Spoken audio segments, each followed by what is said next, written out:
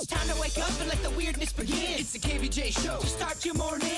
Kevin is the host. And his skin pigment is whiter than Casper the Ghost. Virginia sounds like this. Nickname Vicious Bee. So don't get her pissed. Jason talks like a spaz. And they love to talk about Bigfoot and stats. So get ready, here we go. You're listening to 97.9 with the KVJ Show. Well, all right. Hello and welcome to the KVJ Show. Good morning. Welcome to your Monday. Good morning. How you doing, Bird? Great. Okay. Good to hear. How you doing, Virginia? Great. You can't take my act. That's what It she's sounded doing. so fun. I'm like, I want some of that. Blatantly ripping off the bird. I mean, come on, right? Come on. What are we doing? Look at his hair, boy. Yeah. Look at you. Yeah. You got a modeling photo shoot today? No, I'm just back out in the public eye again. I'm moving along. I'm not a monster in some kind of a weird cave-like lair. I love it. The hair looks coiffed. I went to get a haircut on Friday, and it just looked like she was shaving an old dog. Yeah. She okay. was. It Yeah. was. She goes, "Oh, look, you can go out in public now." Yeah. It's impressive. Yeah, you're leveling up in a big way there, Bird. Oh, yeah. Look at that. New hip, new hair. I mean, come on now. Yeah. Same old sweater. Same, I know. I was running late today. I guess I'm going with Baby Yoda again. Can't go wrong with it. Well, it looks like I've just had the longest day. There's so many thumbnails of me in this Yoda sweater. It's cold in here, though. It is cold. And I'm dressed like a ninja in a grown-up onesie. It gets so cold in here, but these grown-up onesies are comfy. Denny's and I, we were talking, we got to level up our wardrobe. We got to get a few new items. Time to break it in. Where do you guys head when you get new stuff for the wardrobe? Oh, Amazon Prime, Okay, the all thrift right. shop, Walmart, all the hot spots. Okay. All the classy establishments. Time for a new look. Only the best for us. Yeah. I do a lot on Amazon Prime because Amazon Prime, they love Goofy. They do. They love like a pizza outfit. You can buy a full-on dinosaur outfit on Amazon Prime. You're not going to find that at a brick and mortar usually. Yeah, you're right. You're right. And it'll be on your doorstep by like noon. And there's a chance it may be, for a toddler, or it could be for you. It's part of the surprise, right? It's kind of fun. It's a journey. It's an excitement. Talking about excitement, boy, your husband got broken into the Martin County Sheriff's Department in a big way when I saw on Friday that Tiger Woods had rolled his car. He was in a rollover accident. I was like, oh, my goodness, what the heck is this? It happened on Jupiter Island, which is part of Martin County, and your husband just took a job with the Sheriff's Department doing some social media for them last week. I'm like, well, this would definitely be in his breadbasket. Yeah, he was on the scene, got there, and video and social media and helping with the press conference and setting up all the cameras and all that. Like, Wow.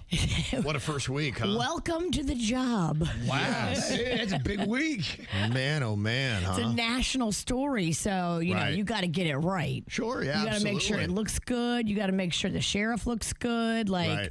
he definitely was like, okay, this is it, baby. Yeah, trial by fire, right? Yeah, because the world is watching, literally. Mm-hmm. Like, it's a lot of pressure to think about. Like, oh my gosh, I got to get this camera shot right because the world is watching. That Billy Joel video he did that went national, that couldn't have hurt his profile or his portfolio for the new gig. No, yeah, that was great. That was right before he got the new gig. Yeah. But yeah, that thing got on ABC News.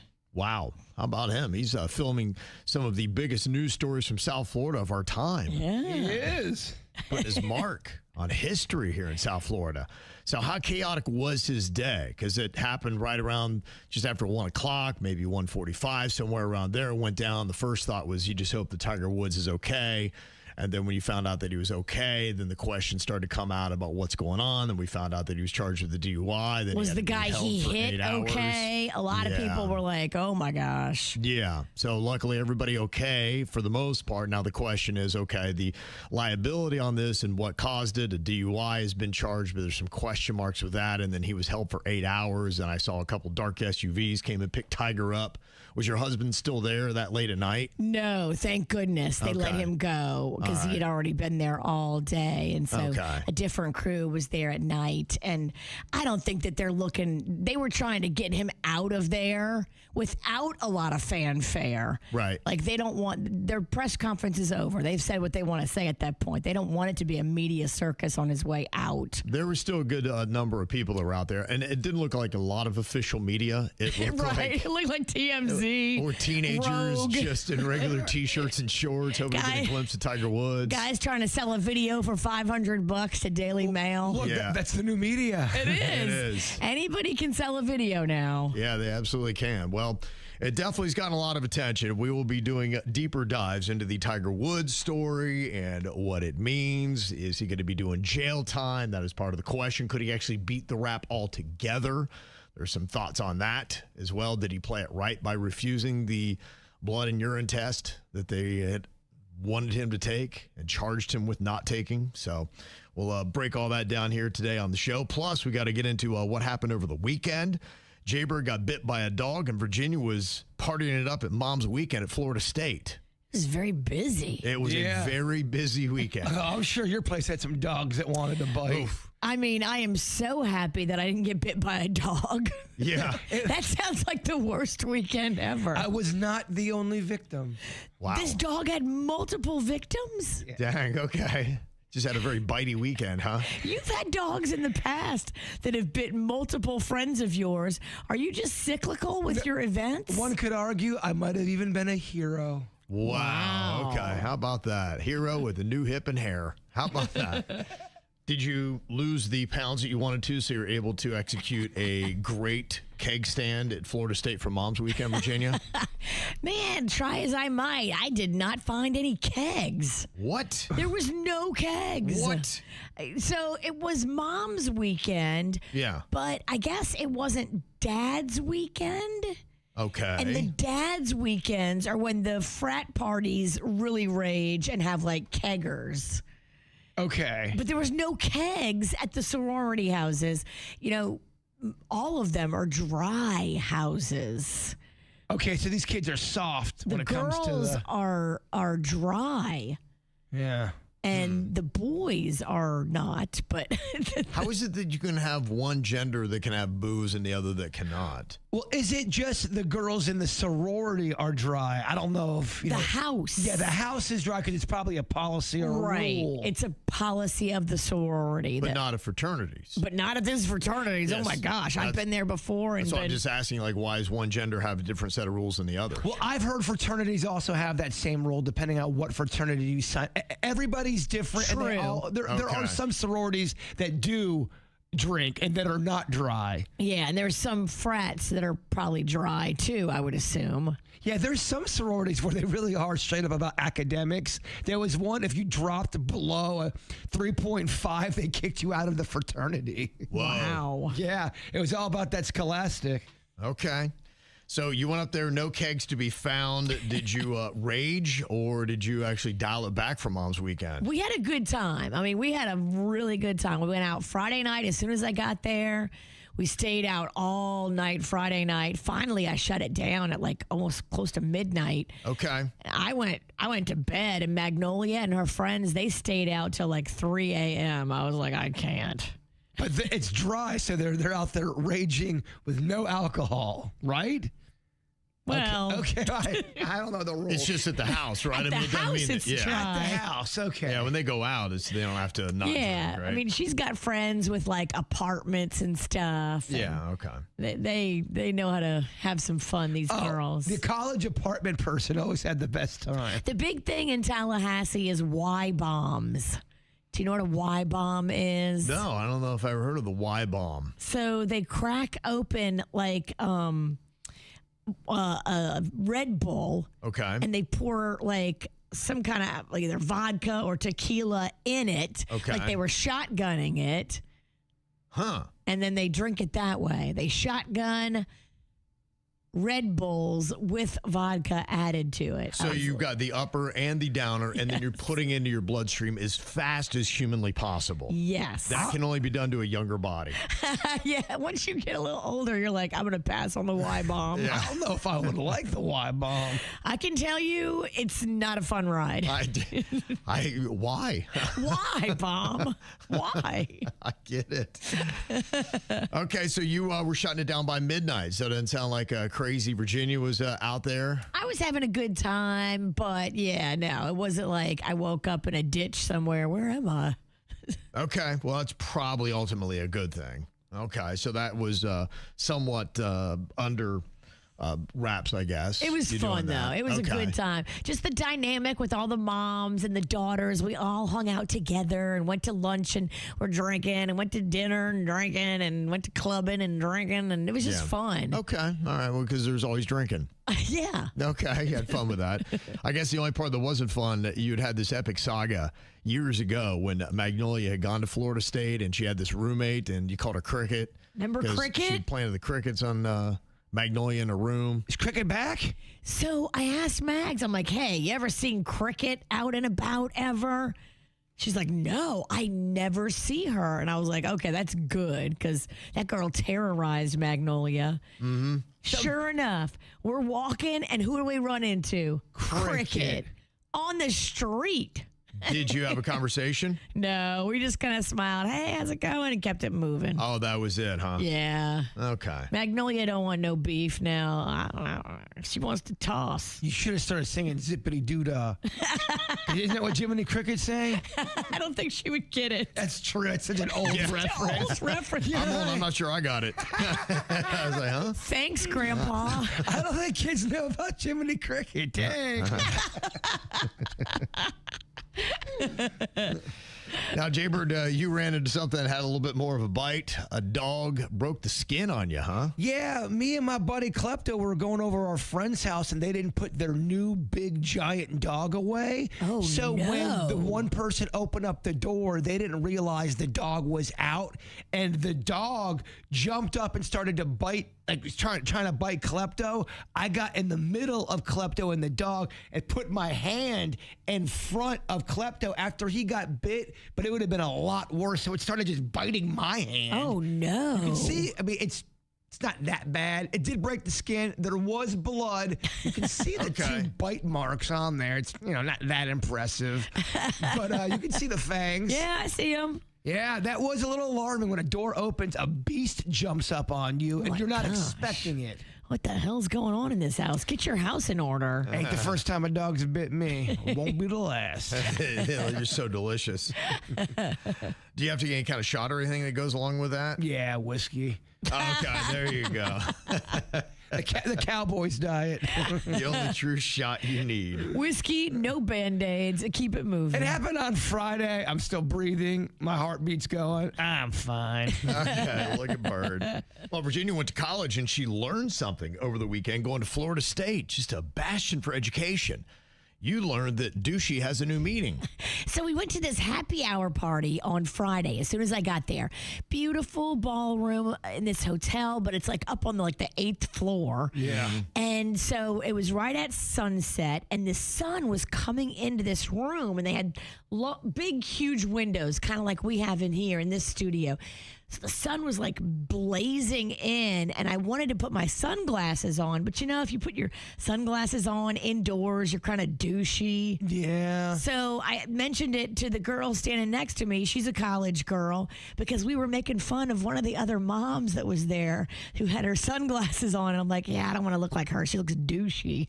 And the girl goes, no, she doesn't look douchey. She looks bad. And I'm like, douchey is bad. And she's like, douchey is good. I was like, what? So wait a minute. So you use douchey and bad in here, and bad means good. Douchey means... Douchey now means good. It means like you're the man. No. You're the chick. And bad means bad?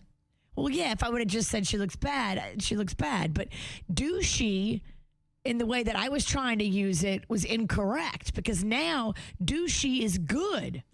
You're not using it incorrect, because many people still use that word, and you can't just give away words. No. These young people have taken our douchey and changed it from a negative to a positive. I know. I don't even know how you would get to that. I don't know either. Well, banana. I'm just telling you, it created like 5 minutes of the most confusion because I'm calling this lady douchey, and then the girl's like, no, she's not douchey. She actually looks ridiculous. Well, I found out banana now means. So I'm so confused. I know. I'm so spun. I'm so spun. I was like, wait, stop. And then I got other girls in the group to comment on it because I needed clarity that it wasn't just one girl that had lost her mind. I'm like, guys, what does douchey mean? And they're like, it means good. Like, you're the chick or you're the man. If you're douchey, you're like got it going on. That's how I felt about the word goat. My entire life, goat meant you were the worst. You blew the game, you were the goat. Yes. And then all of a sudden, it went from being the worst to you are the best. Stop messing with my mind. Wow. That is something. So, douchey is now good, just so you know. So when you said that, she's like, no, she looks bad, as in she doesn't look good. So bad does now mean what bad used to, because there was a time where that's so bad is like, it's like that was good. So bad is bad and douchey is good. Right. You are right. We did take the word bad, and then that was also meant to be good. Man, she is bad. And that sometimes could mean, man, she is good. You're right. Our generation did our fair share of changing words. You're just doing the old man rant that the boomers did about us. I guess every generation does this, and then every older generation gets confused and angry. I'm changing words up. I'm doing it. I'm okay with changing. It's just when you take it and you have it mean the exact opposite of what it's always meant. That's when I have a problem. When bad becomes good, good becomes bad, douchey becomes great. Like, what are we doing? Well, I just realized, you know what? Maybe just talk less, Virginia. That would be cool. Listen. Okay. Now She's we're- getting it. Maybe just listen. She's getting it. That's one of the douchiest ideas I've heard. I think it's great. So I ordered another drink and just listened. Okay, I got you. All right. Well. And some of it I don't understand. Like, they talk fast and they talk in such weird slang that I don't. A lot of times during the whole weekend, I didn't know what was going on, so I would just sip my champagne and just pretend like to understand. I'm not changing, Kev. I'm staying the same. If you want to call me old, that's fine, because I am. Yeah. There's one girl in the group, and she's got a full-on like social media relationship going on with this kid at FSU, and they've never met. They have a full-on Snapchat relationship where they snap each other every day, and they've never met face-to-face, ever. And this is like their thing. And they've never even laid eyes on each other. I told you, I know somebody who's in a relationship. Like, what? They live in Arkansas or Arizona, and they are talking to somebody across the country in Ohio. They've never met in person, and they have a legit relationship, as if they are together. Well, these two, like the girl is one of Mags's friends, and the guy goes to FSU. So they could have met up, but they're not. They're just dating but they're not even dating. You can't say dating. Like, they're just speaking to each other on Snapchat every day. There's a few trends I'm not really understanding, Kev. There's something new I'm noticing on social media, and I'm really hoping it doesn't catch on, but I think it is. It's people who are laying down in their bed, and that's how they're doing their conversation. They might as well just be farting in bed and just scratching themselves, because they're laying in bed and they're giving you this whole story, and it's so lazy looking. They got the blanket over their face, and it's a common... And they just talk. They just That's what talk. it is. They just talk, but it's in such a vocal fry. Yeah. Oh my gosh. So let me tell you. Oh my gosh. Everybody's been asking me. No, nobody's been asking you. And sit up. Sit up. Sit up. You look douchey. And get off my lawn. That's a good thing, though, right? Wait, no. Yeah. It's such a confusing conversation. I'm so confused. So confused. Kevin, if you could have seen my face most of this weekend, because I was really trying to lock in to what they were all saying, these young girls, and I'm like, It's impossible. Kevin, I can't figure out what they're talking about. No, I gave up a long time ago, Virginia. It's a smart move. It's a good strategy just to kind of throw the towel in. As long as my little group of friends, I can understand everybody saying I'm all good. That's it. That's enough for me. Don't you like when your friends get your references? That's it, yeah. We still use all the old boomer terms. Everybody is protein crazy. They feel like they just got to get protein in everything. That builds muscle, makes me lean, keeps me strong and young. But, really you can get probably too much protein. I mean, that's a discussion for a different day. But people are doing everything they can to try to infuse protein back into their diet any which way possible. And that includes in their coffee. There's apparently something that people are now putting in their coffee that sounds a little bit gross to me, but they swear by it, at least on TikTok. It's yogurt. What do you think about putting yogurt into your coffee? To me, that's how you. I feel like that would make you crap your pants. I mean, that's all creamish kind of stuff. You better put Activia in there. If you do Activia, yeah, it'll definitely fire you up. You get going. Yeah, there's even some people putting flavored yogurt in there, along with salt, maybe cinnamon, all these kind of things. They think they've figured it all out. The best yogurt on the planet is the apple pie yogurt that Publix features. That is a good yogurt. Fat Kevin, it tastes just like apple pie, but it's probably as healthy as apple pie. It's so not healthy. It's so not healthy. Yeah, it's like a cup of sugar. It really is. It's like a cake in a cup. You know why it's so good, though, huh? Yeah, so they say this is going to be the thing. Jordan Bernstein is the gym bro that has introduced this to the world. His original recipe is calling for cold brew, Greek yogurt, and coconut water. Boy, that coconut water and milk is something hot right now. He's all into that. I love me some coconut. Or no, never mind. I'm lying. I love almond milk. Sorry. Dennis, edit that out, please. Coconut and almond milk is different. You got your nuts confused. I got my nuts confused. And he says he also adds 12 shakes of cinnamon. Okay. Mm-hmm. Now, I do this hacked coffee every single day. I put a little bit of cinnamon in mine. I just don't know that the yogurt is something that I can go with. That sounds a little rough. It sounds too heavy. I mean, I don't like the combo of the coffee and the tang of the yogurt. Right, exactly. I guess I would have to try it and try to get the balance right. I mean, it probably could get balanced, but you have to add a lot of sugar. I'd say let's have a coffee yogurt party, but that sounds no fun. I don't like it. There'd be some people willing to do it, but are they just trying to act like they're all trendy? Here's one review from TikTok of the yogurt in coffee. This is Coffee Yogurt Boy. He swears by this concoction of cold brew coffee, coconut water, and plain Greek yogurt, you guys. He adds a good amount of salt and cinnamon at the end. You know how influencers do that annoying thing where they act really scared to try something new, but they're just definitely overreacting? Okay, well, this time I am legitimately scared. This tasted like taking your shoes off at the end of a workout and then walking around in your sweaty gym socks, only to step into a pool of old iced coffee and then wringing the sock out into a cup and then drinking it. I had to add a copious amount of sugar to make this edible. Yeah, that's a no for me, dog, but you try it and let me know. Okay, so apparently not good. You're going to have to add a bunch of sugar to balance it out. And then what are we doing? Well, I mean, I'm okay with that part. Yeah. I just don't know if it's going to taste that great. Yeah. And then you just ate a cup of sugar. Do people ever do ice cream and coffee? Yes. Is that a dumb thing to ask? That's called an affogato. Ooh. And when you do it with gelato in Italy, which I did a lot, it is scrumptious. You put espresso over gelato, vanilla. You must do vanilla. That's what the real Italian people say. Don't do the other crazy flavors. It's got to be vanilla with espresso, and it's so good. I saw it's one of the hacked menu items at McDonald's, too. They say to get a vanilla shake and an espresso, and I guess you pour the espresso into the ice cream, which I was like, I don't know why. Well, that's how you make an affogato. But it would melt it, and then it's not going to be nearly as good, right? Well, it makes it like this soupy, yummy concoction. Well, you would never know because they never have the ice cream thing working at McDonald's. It's a dream. You're never going to get it. Good luck.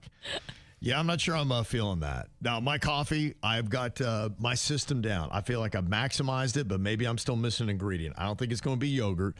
I put dark chocolate in mine. I put in the cinnamon, probably about what that guy does, about 12 shakes. I'm generous with it. And I put nutmeg. and then a little bit of organic honey. What's the best liquor that goes in it? Because my math teacher I had for 2 years always would put liquor in his coffee, and he would be hammered halfway through the first class.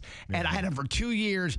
What goes good in there? If you say it, I'll recognize the smell because you could smell it on his breath. Okay, well, probably Kahlua or Bailey's are the top two. Okay. But I enjoy a liqueur called Tia Maria.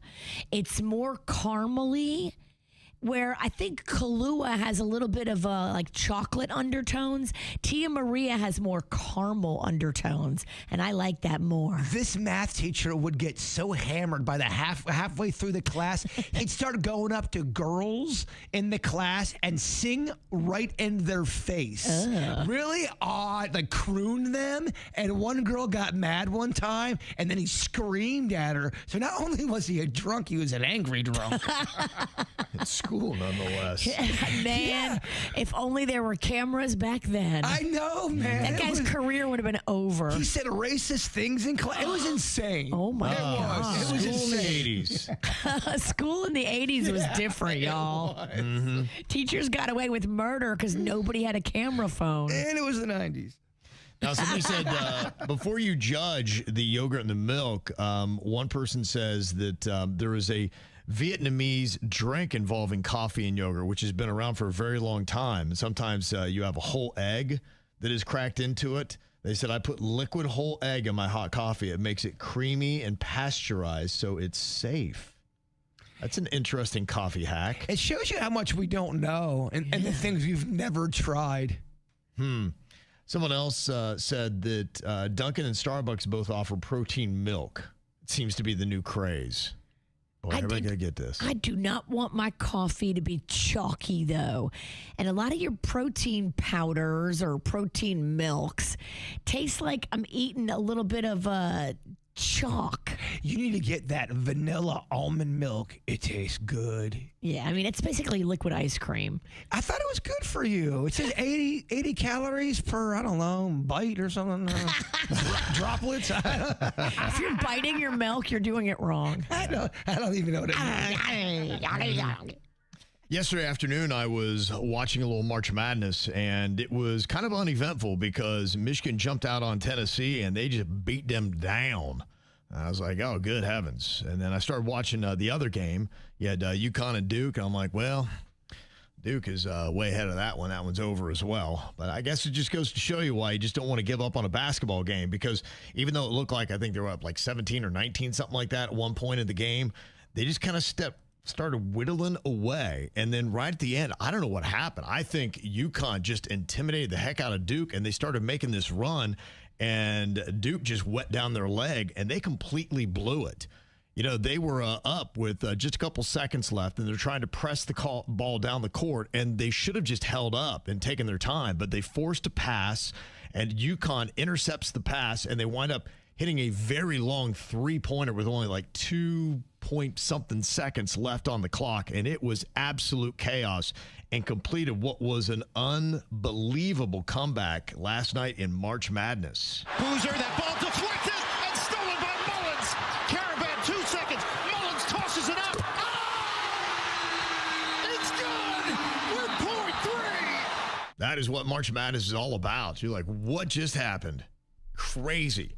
So UConn, they've been going to several Final Fours here the last couple of years, and they're going to be going to another one. I think it's like their third in the last 4 years. Somebody probably lost their house on that one shot. Hopefully it wasn't Kevin Ralston. I don't know. He That's why I'm doing sports betting. Did you lose in your house? I don't know. I can't keep track of who's betting what. They got their own little thing going on, just kind of like they do their own tattoos. I'm like, y'all do that? That's not my thing. They got their sports gambling. Yeah, but I know you have family brackets, and I know that, you know, your grandma, kid's grandma, your wife's mom, your wife, all the kids, everybody plays. Your dog. Your dog even beat you one year, and that was really embarrassing. Yeah, that was so embarrassing that I stopped kind of humoring the dog thing, because I'd have to do a lot with it. We put down bowls of food, and then Ocho, the dog who loves to, he loved this whole thing.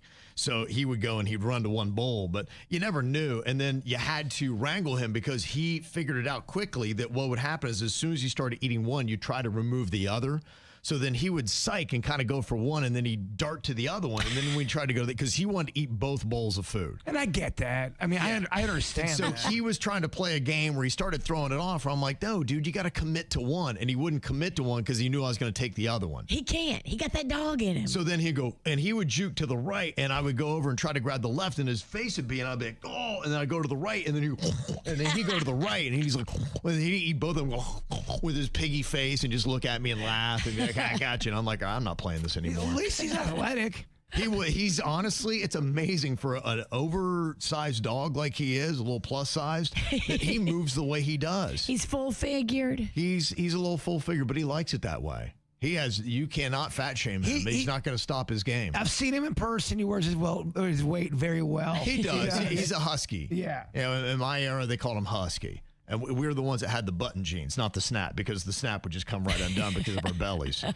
Yeah, in our poll that we have going on right now, I am in 4th place, but the good news is I'm beating Grandma. Okay. Yeah, so that's good. I'm beating my wife, so that is great as well.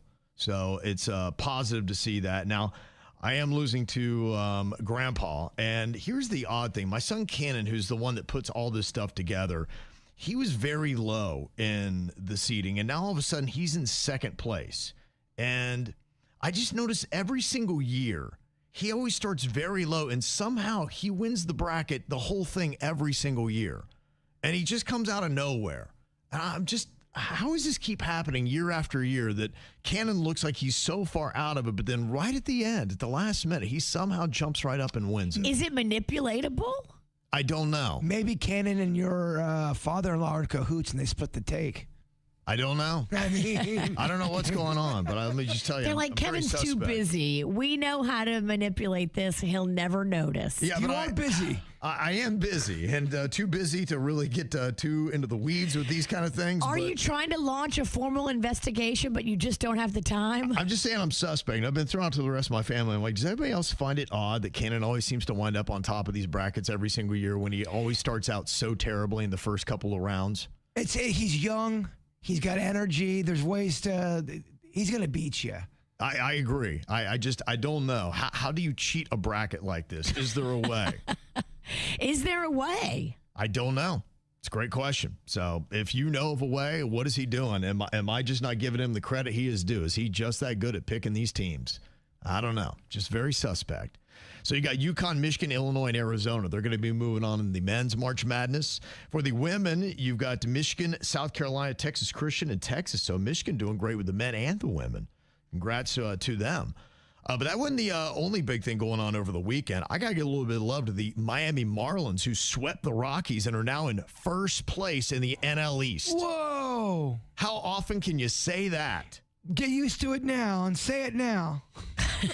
Do a screenshot of that ranking and bracket. Enjoy it now. Enjoy Yes. it now. The 1st place Miami Marlins. Gosh, it feels so good.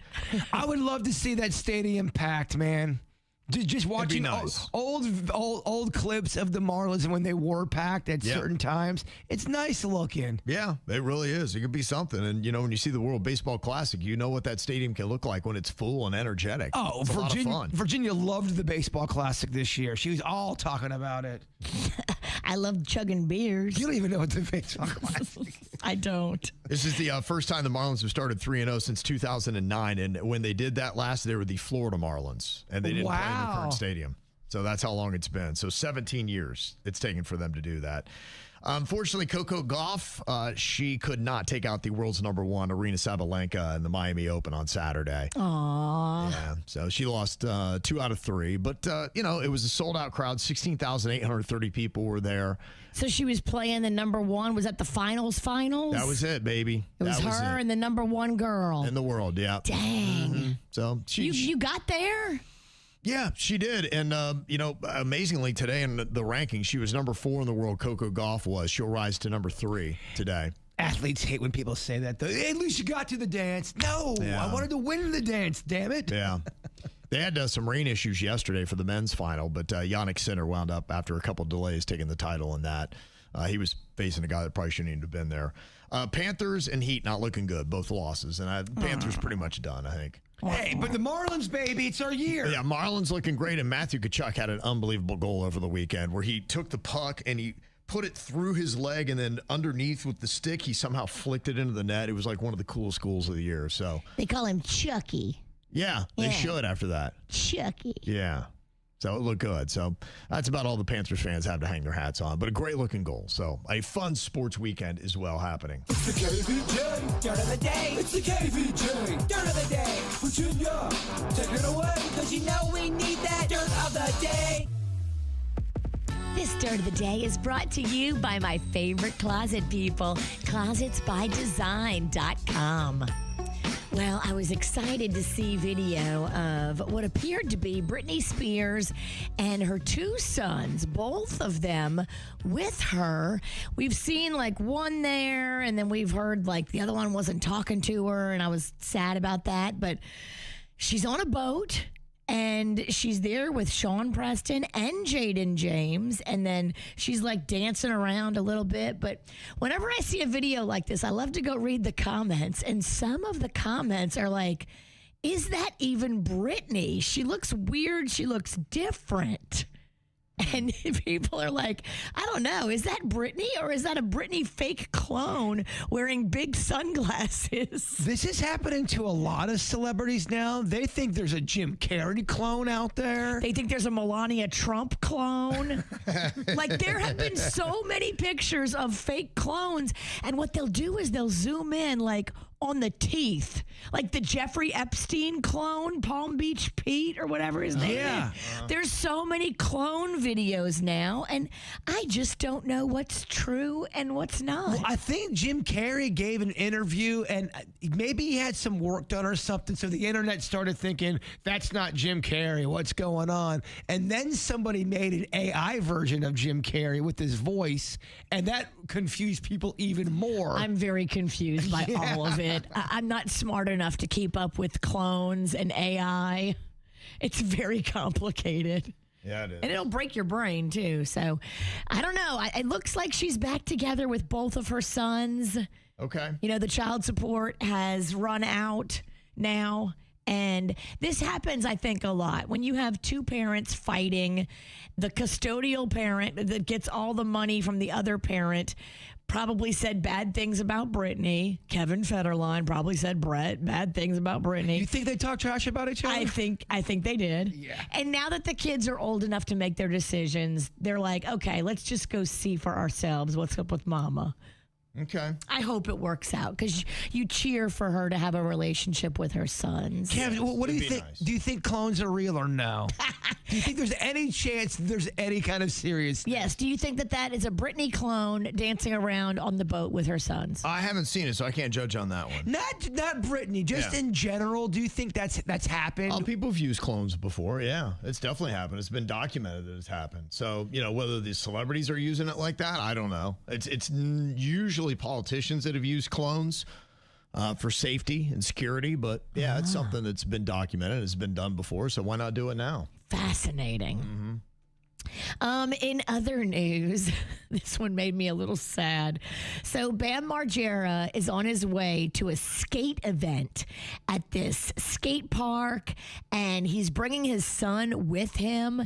You know, he was estranged from his son for a little while because of his drama with drinking and his ex, but I guess they're working it out. He had his son with him, and he was at LAX getting ready to go to this skate park event where he was going to be opening the event by doing this thing called an 8-stair ollie, where you go down like 8 stairs and I guess you're doing an ollie trick. Oh yeah, no, I'm quite familiar. I don't have to explain skateboarding to you. Come on, bro. Right.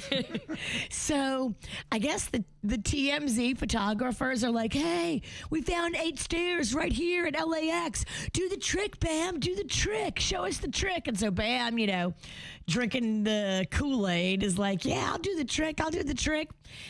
And he falls and wipes out really hard while trying to do the 8-stair ollie. And you're like, ugh. Bro, 8-stair ollie is not an easy thing to maneuver. No, it is not. Whoa. And you're not as young as you used to be. But according to him and his camp, he is 2 years sober coming up in September. Well, that's good. When my hip fully heals, our sweet Denny's going to teach me how to do an ollie. I'm busting an ollie. We'll do a 2-stair ollie. I like it. Okay. Right. All right. Eight's a Yeah, little we'll both big. stare at you and you try an ollie. And finally here, I love hearing the take of celebrities on how they treat their kids and how they travel and then how their kids travel. We've got a little clip of Will Ferrell breaking it down. And I love the attitude of sometimes like these stars are like, I'm rich. You're not, kids. You get to fly coach. I won't pay for like stuff for my kids. They gotta like food and clothing. They gotta earn it. What? How? Yeah, How would they? Why? they just gotta figure it out. It's part of life. But you don't. I don't what? You don't tell them like how to. No, figure it out. I had to. And I'll like if we take a family trip, Yeah. I'll sit in first class, Oh, and I my love kids will sit. They'll sit not only in coach, Yeah. but on a different airline. Is he serious? Or is he joking with us? Is that Harlan saying that? Or is that, okay, Harlan Williams is not, he's a guy that loves to mess with people, and a lot of times he's not being serious. He's got a good resurgence, too, by the way, Harlan Williams. He's crushing it on people's podcasts. I cheer for him. He went on a bunch of different podcasts and really kind of crushed it, and now he starts doing his own podcast, and he's gotten some popularity again. Yeah, I think they were kind of joking about the whole thing because there was one skit that he had done too where Harlan Williams brought out Will Ferrell's adopted parents. And so he didn't realize that. So here's Harlan Williams setting up Will Ferrell. No, I think okay. I went on Ancestry.com, Right? and I know you don't know this, Will, but No. you're adopted. What are you talking about? I went on Ancestry.com and But it found wouldn't tell me. It wouldn't tell you that. Oh, it wouldn't? Hello. He's holding up a piece of paper. This is tough. This is going to be emotional. I'd like to bring your parents in. Burt Reinblatt? Bert and Edith Reinblatt. Amber, if you could send in the Reinblatts. Yeah. Glad to meet you. Hi, Burt. If you just want to let them in over there, Will. Yeah. And then Edith, if you want to come over. Hi. Mom? So And then have a seat, Will. I thought this would be a great chance for you to. It's obviously you didn't know you were adopted. No, I had no Come on idea. over a little, Edith, right there. Yeah. Come. she's the quintessential looking grandma. Come on over a little towards your son. These are your Yeah.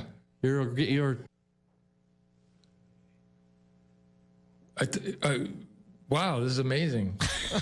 yeah, this is Are you not? Bert. Hi, Burt. Last time I saw you, you're about that big and kind of slimy. Yeah. Well, I Hi, had Mom. this Rottweiler little puppy Yeah. with cute little ears, and they said, hey, you know what? We'll take your baby for the puppy. I had no choice. The puppy What do you was gonna mean? go You to the traded me for a dog? puppy dog. A Rottweiler. Little one. A little one. For what? Yeah, no, I understand. A puppy would be little. Yeah. Was that supposed to be a good thing? Doesn't feel like a valid excuse to get rid of me. Well, I was busy. And thank you, Edith. And there they Edith go. Reinblatt. bye, son. Bye. And there's Eric. Your I dad. don't think it's real. Yeah, so I don't know if anything he said in the whole interview with Harlan Williams was real. That's what Harlan. It feels like a big skit. Yeah, Yes, that's I what he think that's does. what it is. He It's, wanted, it's kind of a skitty comedy podcast, I think. Harlan Williams went on Rogan, and I think they were trying to have a serious conversation, and Harlan Williams was like bringing out props and stuff and just doing all kind of weird things. Yeah, so The yeah, podcast is called Harlan Highway. And Yeah. I feel like I need to go check that out. Harlan's great, yeah, but he's very deadpan. He's very dry, and he does very goofy, weird stuff. But yeah, I think Harlan's a genius. And you're like, is this real? Yeah, You're always it takes a second, confused. but yeah, he and Will Ferrell play off each other very well. I love it. And that's what's going on in your dirt.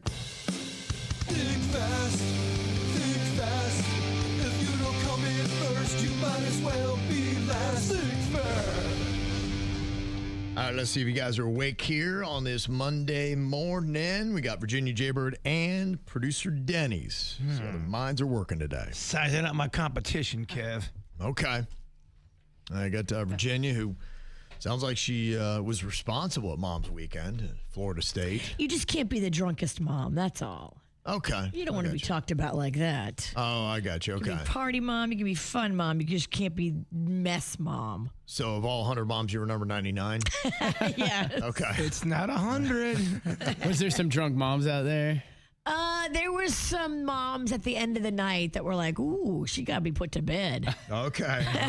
I'm a little hard, huh? I think in our group at least, the kids went harder than the moms. The moms in our group were all responsible. I did look over and see some other moms in other groups, and they were just, they were outdoing their daughters. Wow. Okay. All right. We were not that group. All right. Well, let's see how everybody else does here from their weekend. All right. Whoever can come up with a sensible answer the fastest is going to get the point. First thing, tell me something that is cold. It starts with the letter B. Blizzards. No! Oh, good job, Denny. Gosh, B. I could go with that. Absolutely. Blizzard sounds good to me. Blizzard from Dairy Queen sounds real good. Oh, man. Cookie dough blizzard. Okay, how about this? Give me a fast food chain that starts with the letter B. Burger King! What was that? Burger King. Okay, all right, Burger. There you go. Do you mind not frightening the office 10 doors down? I mean no harm, but it's just my way. And I didn't think he was going to do B again. That's how Kevin gets you. It is how he gets you. Just when you think you have Kevin figured out, he switches it up on you. I walked in at B. I guessed B. That's why, the only reason why I got it. Got to keep you guessing. Okay, what about this? Let's go with a type of fruit that starts with the letter P. Pineapple. Okay, plum. We'll go with that. Oh, it's not very talked about, the plum. Plum and plumber. Okay, here we go. Okay, give me something that you would bring to the beach that starts with the letter S. Sand. Oh, no. Salami Shovel. sandwiches. What'd you say, Denny? Shovel. Shovel. Denny's getting in there first. I don't know. Bologna sandwiches is pretty long. I said salami sandwiches. I don't know. I don't know what you want to do. Okay, we got here. We've got the towel. We got the sunscreen. You got the salami sandwiches? Look, I remember one time my mom went to the beach and she got down on a salami sandwich. Hey, turn the car around. Yeah, I guess you can't argue with that. All right. We're going to take salami. No, it's fine. It's fine. That's It's fine. That's a weak answer. That's bad. It's fine. Okay, give me a car brand that starts with the letter L. Lincoln. Okay, Virginia. Getting on the board here. Very nice. I couldn't have that goose egg. Okay. Now she hasn't. All right. Just one behind the bird. Okay. Give me a famous athlete that starts with the letter D. Dwayne Wade. Delano de Shields. What? Delano de Shields. Who? Delano de Shields. Look, I didn't win. Let's move on. Virginia's tied up with the bird, 2 apiece. Danny's got 1. Ooh, man. Okay. Give me something that is sticky. It starts with the letter G. Gum. Think Bird got it with glue? Oh. He's going to take the win today. So sticky. And very controversial. It's got an asterisk, I think. I would like for it to roll on Dewana there. Dwayne, what did you say? Delano de Shields. Who the hell is that? Now I gotta go look him up. He's a baseball player from back in the day. Sounds like a fake name from a Will Ferrell movie. Boy, the rich keep getting richer, which is one of the biggest problems happening in the world today. And that list is bigger than it has ever been before. 65 billionaires now have residential ties to the town of Palm Beach. 65 of them. Wow, I feel like it grows every year, Kev. It does, yeah. I mean, they are kind of showing that. So, yeah, Palm Beach at 65. I think Miami's at 35. So we've got close to 100-plus billionaires here in South Florida. I feel like the rich figure out ways to get richer. Did you hear that news story? There's that website that you can bet on random things. You can bet on, like, when our country will go to war or weird stuff like that. Somebody with probably inside information bet $40,000 and picked the exact date and the exact details and then turned that into hundreds of thousands of dollars.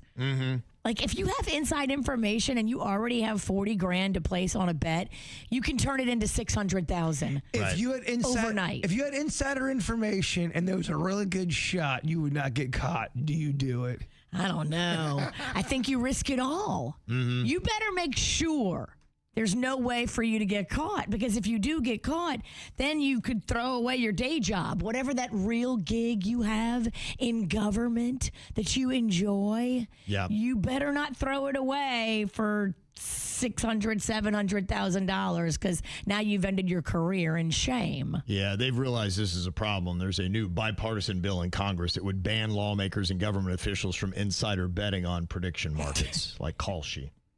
So. Yeah, that's how they're making a lot of money right now, because there is no law in place. It is very peculiar when you do see somebody who doesn't have a lot of money enter politics, and when they exit politics, they're now amazingly wealthier. Wait a minute. Yeah. How'd that work? There's definitely some politicians walking out. They're worth $40 million now. And we're mad because we just didn't figure it out. Yeah, no, it is honestly becoming a real big issue, and that's the main reason why I do bring it up. The wealth gap that is happening is insane, and they say the vast majority of Palm Beach's billionaires saw their fortunes soar over the last year. And this is just the continual erosion of the middle class. And you've got the haves and the have-nots, which I keep telling you is a massive problem that they are going to have to address. And this list, every single year when you track it, it just lets you know what you need to know. There are more billionaires, and the ones that have money are even richer than they've ever been. And it's a problem because we're still in the have-nots over here. Yeah, and more people are. More and more people are going to be in the have-nots. Yeah, the list of people with have-nots is growing, and the people with have-everything is growing. And that is the problem that's going on here. Thomas Petterfy is now the wealthiest resident on Palm Beach. He surpassed Julia Koch and her family. He's a digital stock trading pioneer. Is he single? Great question. I don't even know what it means, what he does. He's a digital stock pioneer. Man, what? What? Can you speak English? What the heck does that mean? Yeah. And one of the largest increasing wealths is the president, Donald Trump. He has seen his wealth climb from $5.1 billion on the 2025 list to $6.5 now on the list that was released by Forbes just here recently. His wealth has increased by $4.2 billion, according to Forbes, since 2024. So he is making money hand over fist. Everybody wants a piece. Everybody wants to be around it and pay that big membership fee or have that place on his properties. Because how cool is it to say that I live by the president? Yeah, rich people, they don't buy dinosaur statues. They buy dinosaur bones. Big difference. Way more expensive. Guys? No? I so don't run in the rich circle world. Look, if wealth was measured in dinosaur sculptures, you would be a billionaire. I agree. There's a couple of names that do have a connection to South Florida that's on the richest in the world. One is Larry Ellison, who you've heard a lot about with Lion Country Safari. He owns the O in Manalapan. Yeah. Resort and spa. Everybody's watching to see what he's going to do with that Lion Country Safari. Yeah, absolutely. He's now number 6 on the global list. $190 billion is how much he's worth. Wow. Mark Zuckerberg, who is just buying a place in Miami, is number 5 with $222 billion. Jeff Bezos, who also has a place in Miami, he's number 4 on the global list, $224 billion. You seen a pattern here? I mean, boy, they all seem to love South Florida, don't they? Oh, Zuckerberg did. He did an interview where he was talking about hunting and how tough he is, and about he uses a bow. Yeah. And I think it was Joe Rogan that was interviewing him. Okay. But he was asking him a question about, well, what kind of bow do you use? And he really didn't have the answers. So you could kind of tell he's fake tough. And was just, Someone buys the bow for him, loads it up, hands it to him, and then he does it. He was trying to sound tough. Oh yeah, I like big game, and everybody on the internet goes, man, this guy's never shot a bow in his life. And why don't we make it a fair fight? Let's give the lion or the tiger or the bear a bow and arrow too. But it just sounded like he was trying to sound tough. Sure, yeah. It's like he's got a lot to prove. We're not impressed. I'm not a computer nerd. Whatever. Exactly. Yeah, you are. A couple of Larrys near the top of the billionaire list. They're with Alphabet, which is the parent company of Google. You got Larry Brin, the former president, $237 billion, and Larry Page is second, $257, and then Elon Musk, his wealth is just kaboom. Went from $342 billion last year to $839 billion this year. Whoa. Is it all Tesla? No, he's got a couple different things that have worked for him. But yeah, I think Tesla's ironed itself out a bit because it had been down. And so that has kind of helped out. But there are other things that he's hit on. And so they're saying he's likely going to be the first trillionaire globally here very quick. Lord. So. How much do you need, honestly? Yeah. They should have let that man pay the TSA like he wanted to. Yeah. I mean, if you have that much money, Right. Yeah. why do we have dumb laws in place where he can't pay the TSA? Well, to me, I think the laws might be better in saying, how do we kind of slow this down? So it's not healthy, what is happening every single year. And that's one of the reasons why I pointed out that the growing list of billionaires is not good for the world. So I know people on Palm Beach don't want to hear that, but I don't think they're listening, Kev. Yeah, they're definitely they're not. definitely not listening to us. They're not. This is not their show. This is not for you. This is the peasant show. Well, I found out we've got 65 billionaires now on Palm Beach, according to the latest list coming out from Forbes. And a lot of the people at the top of the list, even though they're not the ones necessarily counted in Palm Beach, they do have ties to South Florida. Everybody from Jeff Bezos and Mark Zuckerberg, all those kind of people. They've got places there. Larry Ellison, he's right there at number 6 on the list. So we also have some athletes and musicians that are on the Forbes list. Not as high as some of the other ones that we've mentioned that have multiple hundreds of billions of dollars. But these guys got a few. What about Michael Jordan versus Jay-Z? Who do you think has a higher net worth, Virginia? We think Jordan. Bird? Yeah, I think it's Jordan. Going to go with Jordan on that. At $4.3 billion, you are correct. Jay-Z worth 2.8. Oh, how does he even survive? I know, right? Who's got more money, Jay-Z or Beyonce? Jay-Z. What do you think, Virginia? I agree, Jay-Z. Yeah. She's at $1 billion. Does that seem like she's underperforming? And how does he have so much more? Because he had labels and stuff. He's been producing. He's got, I think he also had some clothing lines. Okay. All right. His business stuff. Yeah, his deals with the NFL probably don't suck. That's not going to be a bad deal. Yeah. What about Tiger Woods and LeBron James? Both have had ties to South Florida. Tiger's got a place, obviously. Jupiter Island. It's LeBron. Tiger. I'll go LeBron. What do you think, Virginia? I'll go Tiger. You're correct. It's Tiger. I kind of had a feeling it might be. Dang it. Tiger's at $1.5 billion. LeBron at 1.4. Oh, they're close. Neck and neck. LeBron will probably eclipse him. George Lucas and Steven Spielberg. Which one of those two filmmakers has more money? This is tough because Lucas went through a horrific divorce and she brought the force with her. And Spielberg, it just does not stop making movies. He doesn't stop. You're right. Lucas did sell his Star Wars catalog. Mm-hmm. Oh. Okay. I'm going to go Spielberg Oh So Gently. Okay. What do you think, Virginia? I think it's Spielberg, too. It is Spielberg, $7.1 billion. In fact, he's top of the celebrity list. George Lucas, $5.2 billion, so he's doing okay. Keep in mind, too, Lucas got a lot of money with merchandising. What about Oprah Winfrey versus Tyler Perry? Who's got a higher net worth? Ooh. Oprah. You're going to go Oprah? What do you think, Virginia? I'll go Tyler. Bird's right. It's actually Oprah Winfrey, $3.2 billion. Tyler Perry has 1.4. What about Kim Kardashian and Taylor Swift? Oh, wow. Swift. What do you think, Virginia? Kardashian. Oh, she's got skims. She does, but she hasn't caught Swift yet. Swift at $2 billion, Kim Kardashian at 1.9. Okay.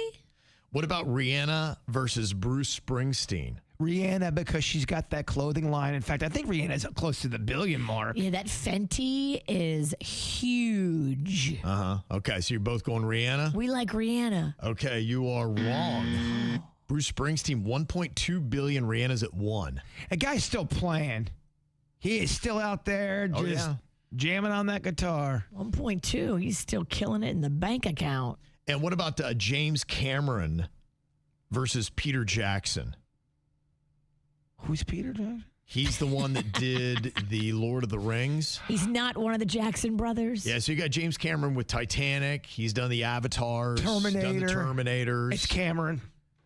Okay, what do you think, Virginia? I'll go Cameron. Gonna go Cameron? You're both wrong again. Jackson? Peter Jackson, $1.9 billion to James Cameron's $1.1 billion. I mean, that one franchise for Peter Jackson. Wow. I mean, he's done other things as well, but, that definitely helped out a lot. I heard James Cameron's a psycho to work with. That's the rumor. People have said that about you, too. And you. You're right. Never mind. Now, I got this email from Liza in Tennessee. She said, the subject of the elite top 1% billionaires keeps coming up, and I think it's important to really put into perspective of how much a billion something is versus a million. I don't think people really realize just how much the number 1 billion really is. Here's a comparison. It's kind of mind-blowing to me. 1 million seconds is about 12 days. 1 billion seconds is about 32 years. Oh, my gosh. So you want to get an idea of the difference between a millionaire and a billionaire? 1 million minutes ago was approximately 2 years ago, and 1 billion minutes ago was the year 114 AD. Oh, my gosh. If somebody gave you $1 million right now and put it right in your savings account, are you able to let that last for the rest of your life? Are you still going to struggle at some point? That will run out. But what if you're smart with it?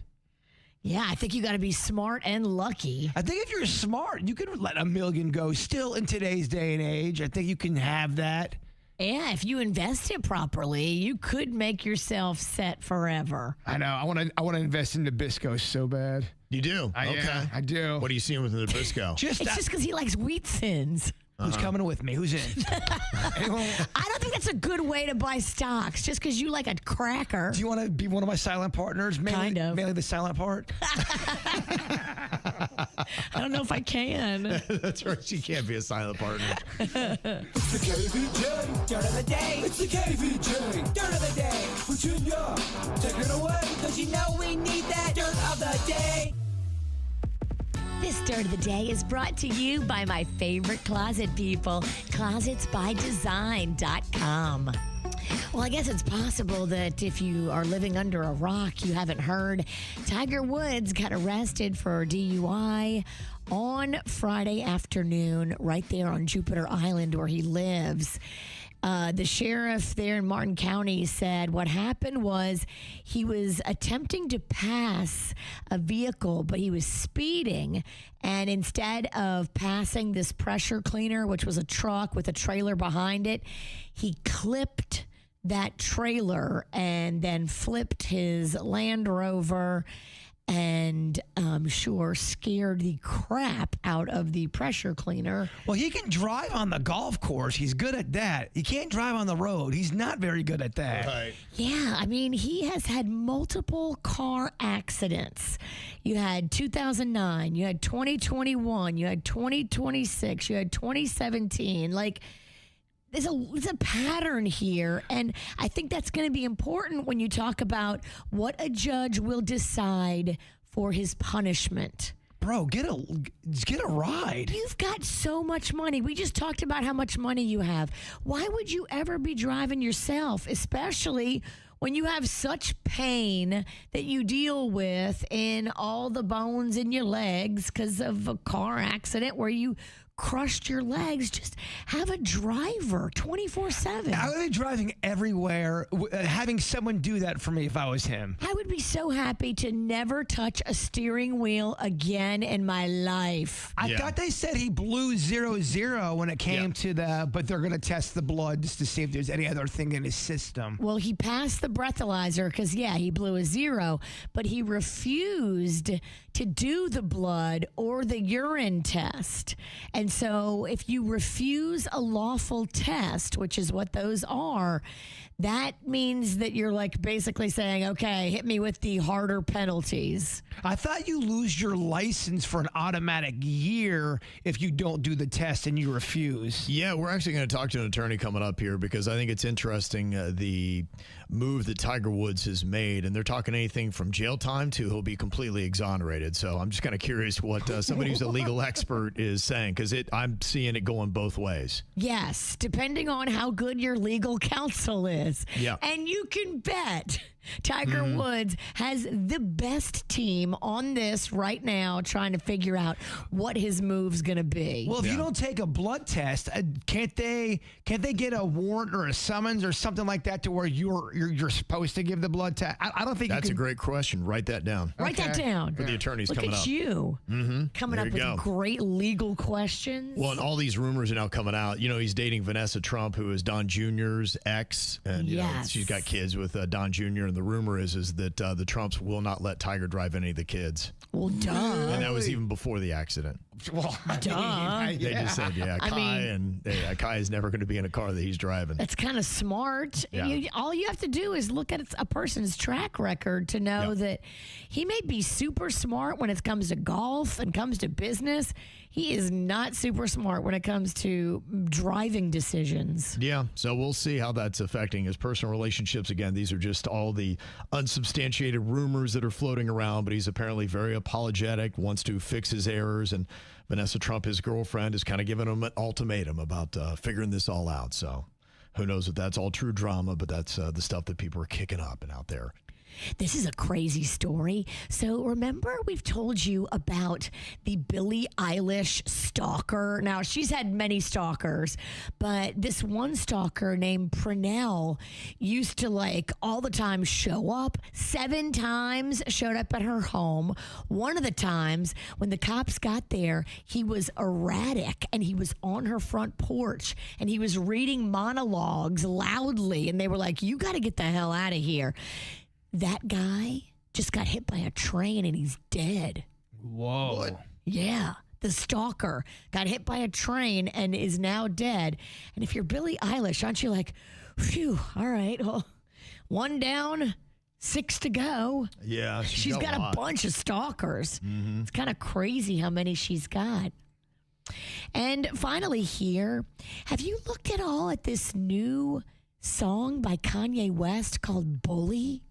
I don't know, but I heard one of his songs. Am I the only one that thinks some of Kanye's songs, especially the new ones, are just a little too busy?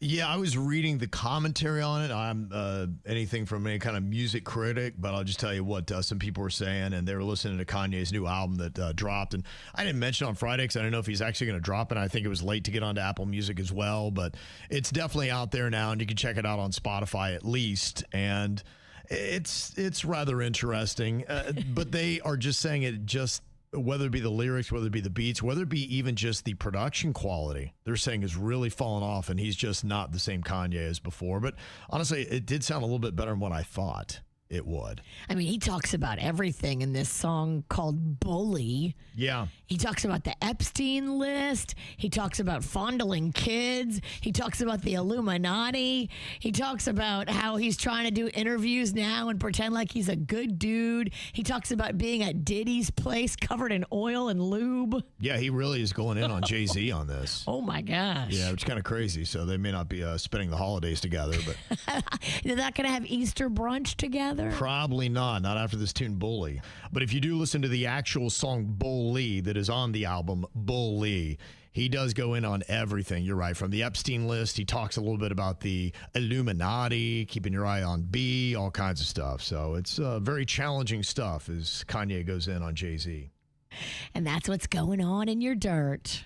Well, crazy story that had happened on Friday. I just saw the headline that Tiger Woods involved in a rollover crash on Jupiter Island. I was like, oh my goodness, I just hope he's okay. But it's nothing that it's too stranger for Tiger Woods. I mean, he's had a lot of issues, including, you might remember back in 2017 getting that DUI in Abacoa when he was up there with his previous girlfriend that he was dating, going to her place. But he's had other car-related incidents, 2009, 2021, 2026. So there is a pretty good history of stuff going on with him. So the big question is with this, is he going to get a DUI? Now, you talked about what happened with the accident. Apparently he clipped a trailer and it knocked him on his side. Thankfully, there were no injuries. He was able to crawl out of the vehicle, then make a call. But then the deputies determined that he was impaired.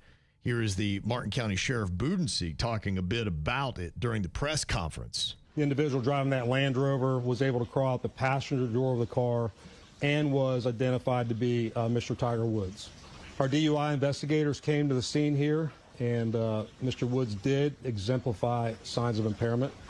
They did several tests on him. Of course, he did explain the injuries and the surgeries that he had. We did take that into account. But they did do some in-depth roadside tests, and when it was determined, he was placed under arrest and taken to the Martin County Jail. Now, he refused to do a blood and urine test, and I'm just kind of curious, is that something that is the smart move to do? Because you think about Justin Timberlake and he also refused to do the breathalyzer, and then he really didn't want the body cam footage coming out, which made it look like he was really intoxicated. All that's public record, though. Well, it is and it isn't, because what they agreed upon with Timberlake is an edited version came out. So we didn't see the full DUI from Justin Timberlake. He was suing them to not have it released, and they agreed to take out parts that he didn't want. There were parts redacted, but still they wanted the whole thing taken. They did not want any of that. And there's still some damaging parts on that video. I think the worst stuff we'll never see. So I'm kind of curious, are we talking about Tiger Woods being completely exonerated? Because I did see one attorney on TV saying, look, if he can climb out and then he is fine to be able to be on his phone and looking as capable as he did in some of the photos that they showed. He still looked buff and good right after a DUI. I don't think that matters. I don't think that matters. It's a car accident, and just because you're not drinking doesn't mean there's nothing in your system. And if you refuse to drive, or if you refuse to do the test, everybody would do that. Now, everybody would do that. I've got nothing but legal questions here. I don't have legal answers. That's why we're bringing in Brian and Esther Lebovic. Now, Esther actually used to be a DUI prosecutor, because I like to see, somebody who actually knows the law. Yes. What are we looking at here? Hello, Brian and Esther. Good How morning. are you? Good morning. Good morning. It's so great to be here with you guys this morning. So good to be with you. Good morning, guys. Hey, what's up, Brian? How you doing, bud?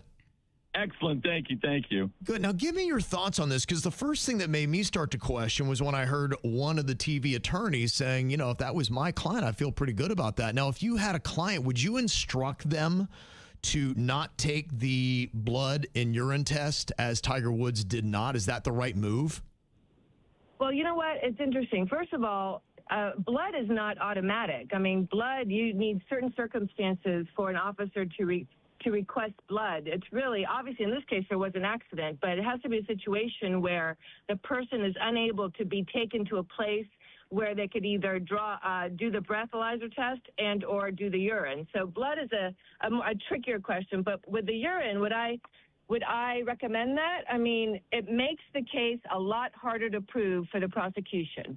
Now, it doesn't come without consequences. If you refuse a breath and or a urine, you're still going to have your license suspended, and you're still going to be charged with another misdemeanor, which is refusal to submit to a blood, alcohol, or urine. So you're still going to be charged with a crime, but the more serious crime, which is a DUI, would be definitely harder to prove.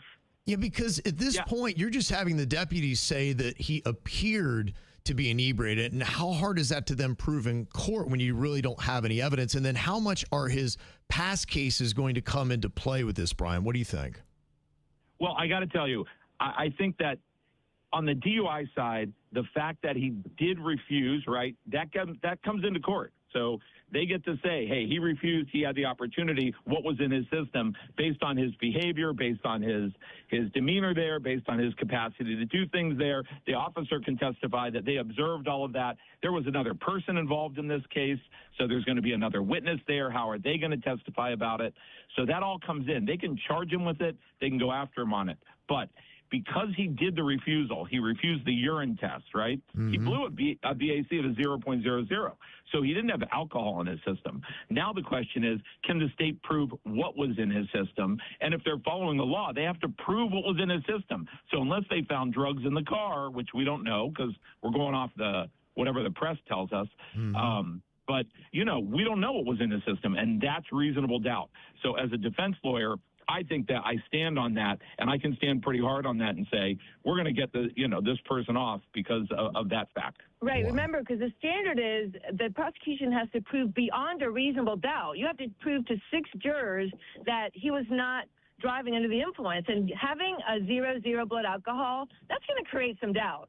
Yeah. Oh, yeah. But keep this in mind, guys. Keep this in mind. The law in October of 2025 changed, right? There's this new Trenton's law, and they made refusal a first refusal. Now, you guys were talking about his prior arrests and stuff. He didn't refuse previously. So this, my understanding is this is his first refusal. It used to be when we were growing up in the law, we would tell everybody, that first refusal is great because you can do it. You get an administrative consequence. You lose your license for a year, but you don't have a criminal consequence. Now you have a criminal consequence, and it's a pretty significant one. It's a second-degree misdemeanor now. So you get 2 trials. You get one on your refusal and one on your DUI. Wow. Okay. Now, I saw Mark Garagos, the attorney, and he was saying that what he would probably do is an attorney would be now to get a blood draw done, but it depends upon how much time was elapsed. Does that make any sense that Tiger would now want to volunteer any kind of blood?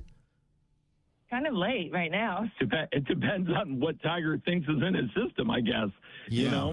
But keep in mind, they have to prove the drug was in your system while you were driving. And that it impaired you. Right. They have to prove impairment. And impairment is, obviously, he had the accident. That in and of itself is evidence of impairment. But I don't know what the consequences were of his road sobriety test, but I'm assuming that he failed them if they went on to request a urine test. And bloodshot eyes, slurred speech, whatever else they are going to say that showed impairment. Talking to Brian and Esther Lebovic here about Tiger Woods' DUI and what he might be looking at. Now, they've talked about possible jail time. Looking at what these misdemeanors are compared to what he's had in the past, any predictions on what he might be looking at? Do you think jail time is likely for Tiger Woods, Esther? I think it's Tiger Woods, so enough said. You know what I'm saying? Theoretically, you're not supposed to be able to bring in anything past, especially he hasn't had a conviction. You can't bring past, incidences, but it's Tiger Woods. Yeah, let me say this also. When you practice in the law, you kind of recognize like Palm Beach is one way, Dade is one way, Broward is one way, and Martin is its own world. So Martin St. Lucie is a different world up there. And usually I would have said 100% they would treat this like a third DUI up there in a normal person circumstance. But like Esther said, it's Tiger Woods, and they're probably going to treat it like they would in Dade County, which is very strictly no prior DUIs, no prior convictions, no prior refusals. This is a first.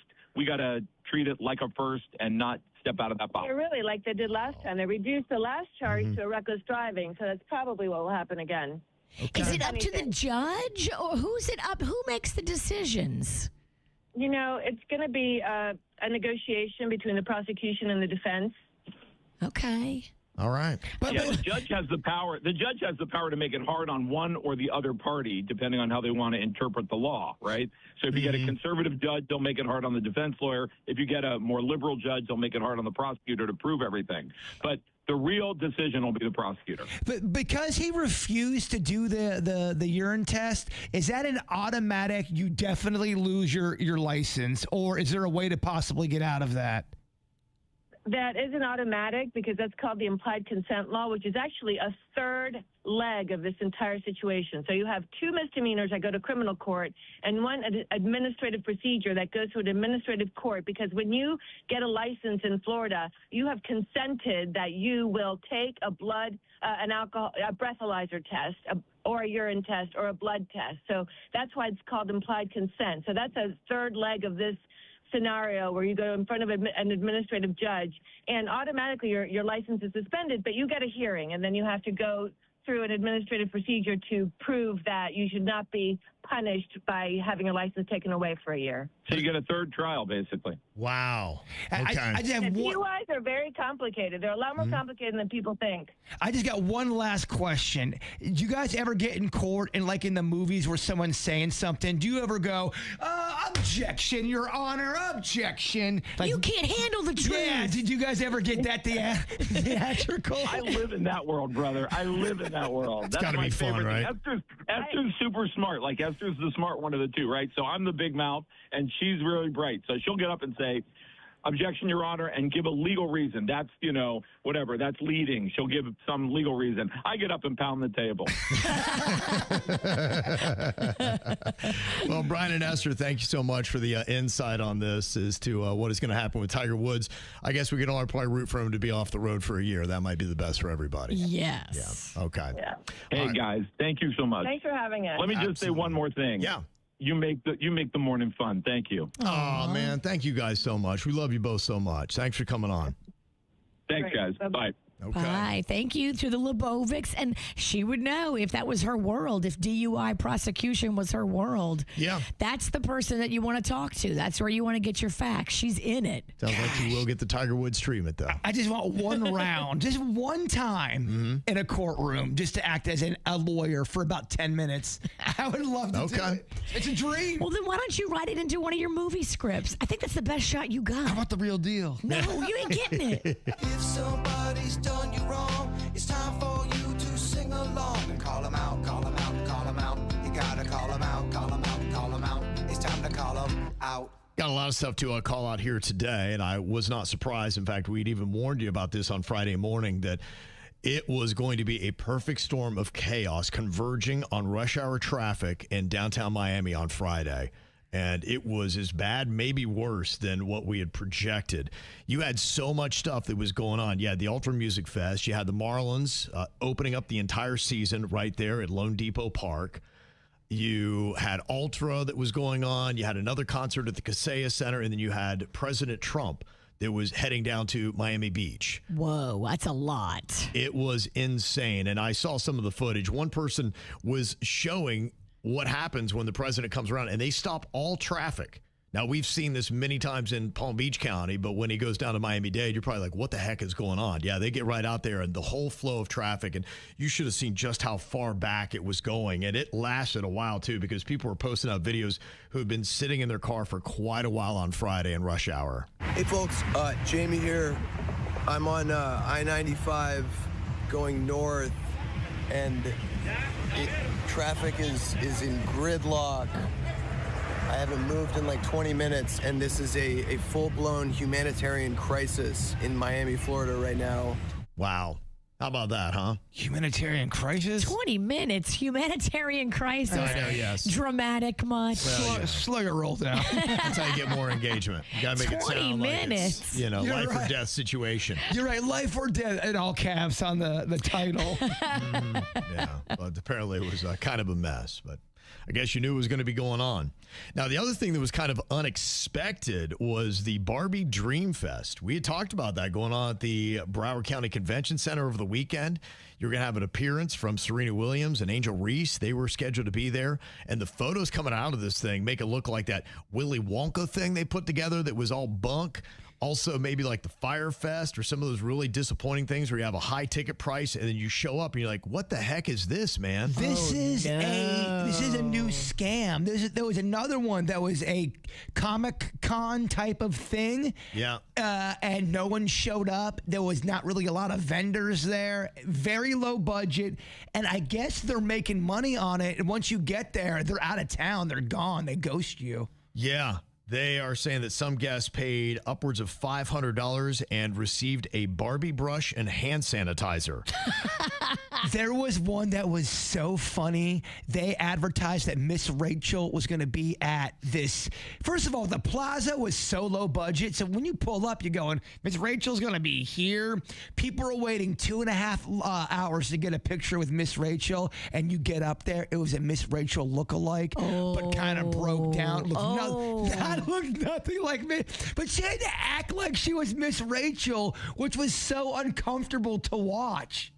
Because people are going, you're not Miss Rachel. I feel like you could sue them. What they did was they put a flyer out and they got people's money and got people to sign up. And at the last minute, they took that flyer down, redid a new flyer and said Miss Rachel impersonator, which was not up on the first one, which I still think you should get in trouble for.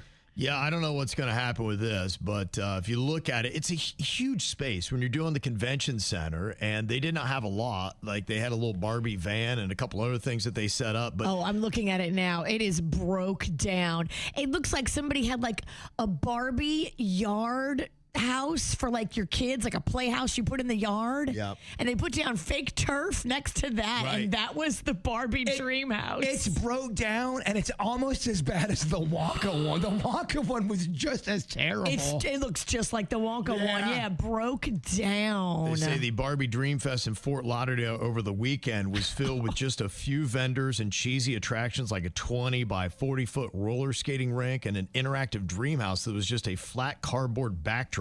Oh, no. Here are some of the fans sounding off on it. I thought on day one there would be a ton of people here. There definitely is not a ton of people here. Okay, well, I had some time to look around. There just wasn't as much as I thought there would be here, so it's kind of disappointing. Just very sparse. Surprised they don't have more dealers here. There's actually a whole area right here, so I'm just very disappointed about just what I've seen so far. How about that? I mean, it is broke down looking. Yeah, fans are calling it nightmarish over chaotic organization, weak swag bags, and a tiny marketplace. And one person texted in and said, yeah, at the Barbie Fest, the cost for a photo op with Serena Williams was $380. Whoa. I could have went out there and dressed as Ken. I mean, at that point, nobody looked like anybody. It was whack, low budget. Wow. So they had Serena Williams. The reason why they got her there, she was the recipient of the Barbie Dream Fest Icon Award. She participated in a live conversation. But, you know, that's my question. Did they overextend themselves paying to get Serena there, and then they couldn't put together a decent event? What happened? Did they think that was going to be the only draw, so they didn't care to put anything else together? So she went. She was visibly there. From everything I'm getting, I didn't see anything about her skipping out. People are saying the cost of a photo op was $380. Now, you know she's going to be asked about this today. I'm sure this is probably the top thing on her agenda that she's going to have to deal with is, you know, because people are going to be coming for her saying, hey, what did you know about this before you went? Did you think it was that broke down? Can they spin this to try to say, no, this is a great event? Because it is getting panned really hard right now. And it was a 3-day event. This went on for 3 days. There's a whole thing about festivals that are scams now. And I am just curious, because of all the digital footprint, how are they not getting caught? The scammers. Wouldn't that be easy to kind of trace back of who did it? Because the guy that did the Wonka, they interviewed him, and he kind of died. He kind of just said, well, you know, we still had candy, and it was great, and people liked it. And you pay online, and it says no refunds. Yeah. And you buy your ticket ahead of time, and he probably doesn't care if you like the festival or not. He got your money already. Yeah. I'm just kind of curious to see where this is going to go, because it's just kind of coming out now, and I don't know if, you know. You got to be super careful now if you even think about going to a first annual anything. First of all, that doesn't exist. You can't call it first annual, and a lot of people do call their festival first annual. I know a lot of people don't know who Miss Rachel is. She's big in the kid world, right? Very big. But what was crazy was when the people would walk up to Miss Rachel, she was about 25 years older than Miss Rachel. People were so confused. So the impersonator they got was crappy? It was not good. What a mess. Wow. Be super careful. If you're going to go to anything like this, you got to do your research on the front end and say, okay, have these people ever done this before? And if they've never done it before, be careful on how much you drop, because a lot of people are getting scammed. This is a thing now, to create a festival, take a bunch of money, and then not deliver on the back end. The Wonka one made Fire Festival look like a hoot. This is getting put in the same category. So will this go down as one of the more laughable events of all time, the Barbie Dream Fest from this weekend in Fort Lauderdale? If you went or know somebody that did and you got a report on it, let us know. 877-979-WRMF, 877-979-9763. You can call or text into the KVJ show. Ow! There's a lot of dumbass criminals to talk about, baby. It's the whacked out news. People breaking the law. Ha ha, fighting in the nude. Ha, drunk people pooping in the street. Ha ha, it's the whacked out news. So many people on meth. Ow! Well, I haven't heard all the horror stories coming out of Ultra yet. In fact, weather-wise, looked really nice, at least on Saturday. I didn't see any video yesterday. I assume they dealt with some of the rain that the rest of South Florida did. But Saturday looked amazing. Friday looked fantastic as well. The only thing that might have been a little bit sketchy, there was one guy that woke up naked in a field blue. He had been painted. Wasn't sure how that happened. I thought he was a Smurf. Yeah, I think he thought he did too. I woke up a Smurf. And then there was another guy that looked a little zombified that got tased and apparently shot. Just another night out. They thought he was a zombie and they shot him and tased him. Well, apparently he's being uncooperative, and I don't know how all this stuff escalates. It was 7 a.m. Saturday morning, and he was hanging outside the YVE Hotel on Biscayne and Northeast 2nd Street, and he was reportedly acting erratically, and he then removed his shirt. Very nice physique, by the way. And very zombie-like. Yeah, he really was just kind of staring. He just looked like he was kind of whacked out. Was he like brains? I don't think they arrested him because he was a zombie. They probably arrested him because he was insane. Yeah, they tried to de-escalate the situation by using a taser and some pepper spray, but it wasn't effective because whatever was in his system. So he put up a bit of a fight, and apparently a gunshot went off, but thankfully it was not life-threatening. Okay. But it took about 8 cops, it looked like, to get this guy down from whatever he had in his system. And I've seen 2 police officers, they'll shoot the taser at people, the ones that go in the prong or whatever they're called, the stun gun. They don't work sometimes on people. No, this guy wasn't flinching. He got tased, and he's like, oh, yeah? And he's like, He was on a bunch of substances. You on the PCP, you'll take that gun and eat it.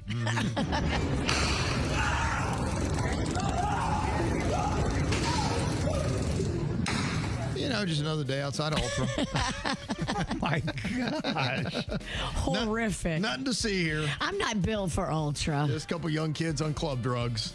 You know how it goes. Well, an Atlanta-based plastic surgeon is facing multiple malpractice lawsuits for negligence after she was dancing and singing while performing surgery. One of the lawsuits comes from a family that claims the doctor left their mother brain damaged. This is the problem with TikTok.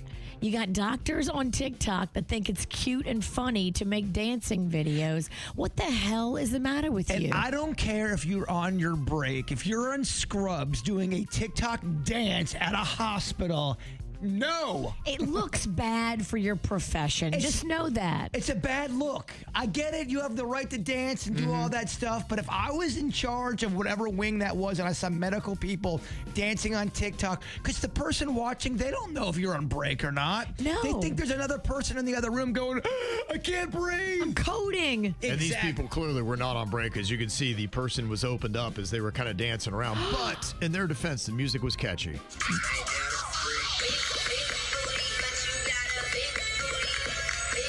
Booties on fleek, waistline snapped, got a banging body and a scalpel. How do you not dance to that? If that's playing, you just gotta go with it. Okay, hand me the anesthesia stuff now. Wow. And they hurt somebody? They left somebody's mom brain dead? That's one of the lawsuits. Now they got to prove it, but they're claiming their mother was brain damaged after surgery with them. And they've all got really great credentials. So they're, it's not like it's a bunk place like what we sometimes see pop up in Hialeah. Well, it's tough to, make an incision and dance and twerk. Twerking and incisioning sounds like a rough combo. I mean, I was wondering, too, if you're having an operation, let's say you got 5 people in there and they're all kind of around the table. I don't know if you're even allowed to make jokes with some. Like if you were to make fun of something and someone was to laugh and everyone in the crew's not with it, I think you get in trouble. You build your crew so that if you are a renegade, you surround yourself with renegades that won't turn you in. Well, I don't think they can be like, oh my gosh, this guy needs a hip replacement and look how small his dong is. I don't think they can do things like that. Yeah. Another viral dance video came out. Yeah, you hope. I am sure they do, actually. I know all guys with a small dong are like, I hope they don't make fun of it, but I mean, if your small dong is out. Well, or just making fun of people in general. Like whatever kind of body they have. I don't think you should do that. You shouldn't, but guess what? They're human. And I'm telling you, it happens. It's the greatest fear of surgery. We knew it was a small dong. We knew it. I don't want to look at my private parts, and I don't want to have one of those like sleeping farts. Oh, anesthesia farts. Oh, yeah. Well, another viral dance video came out over the weekend was of the FBI director, Kash Patel, who apparently his private emails, were hacked by people in Iran, and they put out this video of him dancing around the room with a shirt on.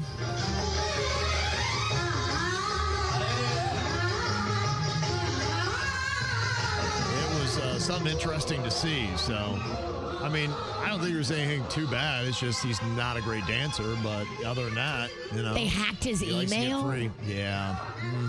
Can they hack his government email and get into secrets and stuff? You would hope not. They got the personal email, so that's where this came from. Yeah, if they get to the government stuff, then we got bigger problems. We're getting to a point, Virginia, where they're going to be able to hack your brain. That's scary. You don't want to know what's going on up here.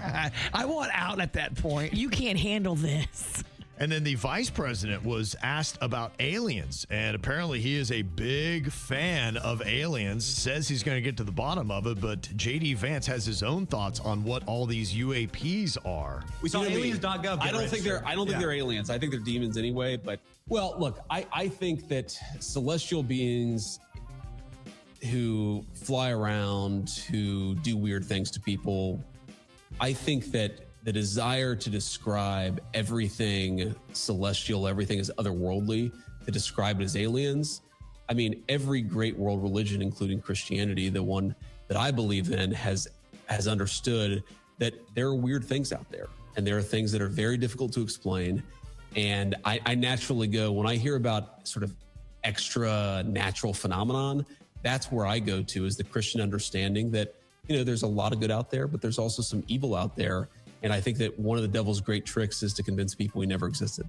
Okay. The one thing what you talking about, JD? The one thing I did read up on is that I think the Catholic Church just did something about this. The Pope was making a prayer, seeing the rise of demonic stuff, demon stuff. That's it's a little bit more prevalent than it's been. Yeah. Have you seen anything about that? I didn't see where the Pope addressed it, but I'm not surprised with everything's coming out with the Epstein stuff. Yeah, with everything coming out of the Epstein stuff, it sounds like the devil is amongst us, and there are practicing devil worshipers that we had no idea about. But not only that, they're saying you're seeing it a lot more in music videos, fashion. Who do you think is behind the devil? The music industry and Hollywood, they say, is run by a bunch of devil worshipers. And I'm just going by what I was reading. I'm here just to be a journalist reporting. Devil is hot right now. Well, I mean, hashtag devil is trending. They love fashion. You ever see devils wear Prada? They're making it too. Now, there's some Italian researchers claiming that they have found signs of a sphinx located beneath the pyramids of Giza, suggesting the existence of a sprawling subterranean citadel that is actually underneath the sand. They've got this radar engineering technology that they can do, and they have said there is just a whole different world of stuff that is right underneath the Sphinx and those pyramids, and they are hoping to get down there. Now, it looks like the Department of Antiquities in Egypt is not going to allow it to happen anytime soon, so the mystery will stay. That radar technology is something else, man. Yeah. I tell you what, we're finding all kind of stuff we didn't even know was below the surface. Virginia, we're finding Amazon jungles we didn't know existed. Dang. I'll talk to you about it later. I'll tune out then, too. I almost fell asleep. I'm sorry. And another thing that's lurking beneath is right here in South Florida, there's a 16-year-old Aiden Andrews of Wyoming that was on a fossil hunting tour off Minnesota Key when he found a 6-inch long tooth belonging to an ancient megalodon shark. Now, scientists say the megalodon weighed up to 50 tons. It was up to 60 feet long and had teeth the size of a human hand. Oh, my gosh. It is being called a discovery of a lifetime. Yeah, me and Denny's are big Megalodon fans. We talk about them a lot. We knew that. Okay. Well, apparently you can find their teeth right off the coast of South Florida. Oh, I would crap happiness if I found a Megalodon tooth. You kidding me? We had you down there, but you were too busy getting drunk and eating gravel in the parking lot. Still was a fun time, though. I wouldn't change We it. could have told you you ate a megalodon tooth. I wouldn't change a thing about that night. That was a fun night. What are you thinking about? What are you thinking about? What's on your mind? Are you thinking about? What are you thinking about? I will admit I'm not a huge fan of going to funerals. They're not typically very happy occasions, but you need to go and pay your respects. And it is interesting now because the funerals, I feel, are a lot different than they used to be. And every different tradition has different things. Some people are very serious about them. Other people are a little bit more loose, and it's about having fun. And I had never really gone to an Irish Catholic funeral before, and so I was kind of eye-opening. And, you know, just the whole Catholic processes of what y'all do. Did they hand out notes ahead of time on what to say at certain parts? Because I was completely lost, Virginia. I think everyone's going to be different. I'm like, how's everybody know what's going on around here? I'm like, yeah, I got the hand motions and the dance moves and the sayings and everything. Was there a full mass associated with it? They were having a snack up front that I wasn't invited to. So That's I don't communion. know. Okay. It looked delicious. Can you bring sauce to that? No, that's probably disrespectful. Maybe. I don't know. You're not allowed to dip your communion. Come up there with the French onion. So sometimes I don't get all the etiquette and how stuff is done, but I was trying to convince my wife. I'm like, this is never okay. And she's like, no, I think a lot of people actually like this. Now, it was our next door neighbor that we absolutely just love this guy, man. He was such a good soul. Just everybody loved him. Everyone loved him. He was absolutely amazing. And he was the best neighbor you ever could have had to just be there for you and do anything for you. And he worked for JetBlue, and he would get sometimes these canned wines. And so he always knew how much my wife loved him. And so he would always be like, hey, I got some more wine for you. And so my wife loved it. It was kind of like the little thing. You'd run over and he'd bring some wine over for her. That's so sweet. That is. And so she was heading out the house, and she had this wine cork in her hand. I'm like, what are you doing with that? She's like, oh, I'm going to put it in Gerard's casket. I'm like, you can't put it in somebody's casket. I'm like, what are you talking about? She's like, no, this is going to be like a little memento. So this is going to be that was our thing. I'm like, it's not a trash can. I'm like, you don't get there and litter on a corpse. I'm like, they don't invite people to bring things in and start putting them into the casket. I'm like, that doesn't happen anywhere. We couldn't come to a terms on that. I'm like, that is never acceptable anytime, anywhere. Well, typically, if they're going to do stuff in the casket, the person who passed away has requested it, or you usually kind of let that to very, very close family members and your partner. Yeah. And I say next door neighbors. Not your next door neighbor. No. You know, like in passing. I'm like, what are you doing? They're going to see that, and they're going to think, first of all, you're an alcoholic because you got wine cork in church. I know it's Catholic, but still. And then you're throwing it in a casket, be like, that dirty, that's not a trash can. You love some tequila. Do I put a tequila bottle in your I mean, at that point, all of a sudden, the casket. She's trying to say it was just a connection. Heavy. She's like, he would appreciate it. I'm like, I don't know. Maybe he would, but he's not here to say that. You didn't work that out ahead of time. He's not here, and his family is. And if they see you do that, they're going to be like, what the hell is the matter with this woman? Thank God they wound up having an urn. So it wasn't even an issue. If she would have tried to open the urn and put the cork in there, that would have been a problem. I was like, I'm like, don't even think about it. And there's also Stay away. an off chance that not everyone knew he did that for your wife. No one would know, but I didn't know. She had to explain to me. You didn't know, and you're her husband. You live there. I'm like, they all are going to be like, why did she just litter on Gerard? I'm like, you cannot do that. You absolutely cannot do that. So Thank goodness he was cremated. Oh my goodness! I just it took a longer conversation than it should have, though, to try to convince her that just wasn't something you did. I was like, good Lord, woman. Was she drinking wine when you were talking to her? No, that was what was scary. That was sober. If she was lit, I get it. Yeah. Yeah, it was the sober Kim that actually scared me. What you got on your mind today, Bird? Well, ever since my hip operation, I really haven't been going out and doing too much.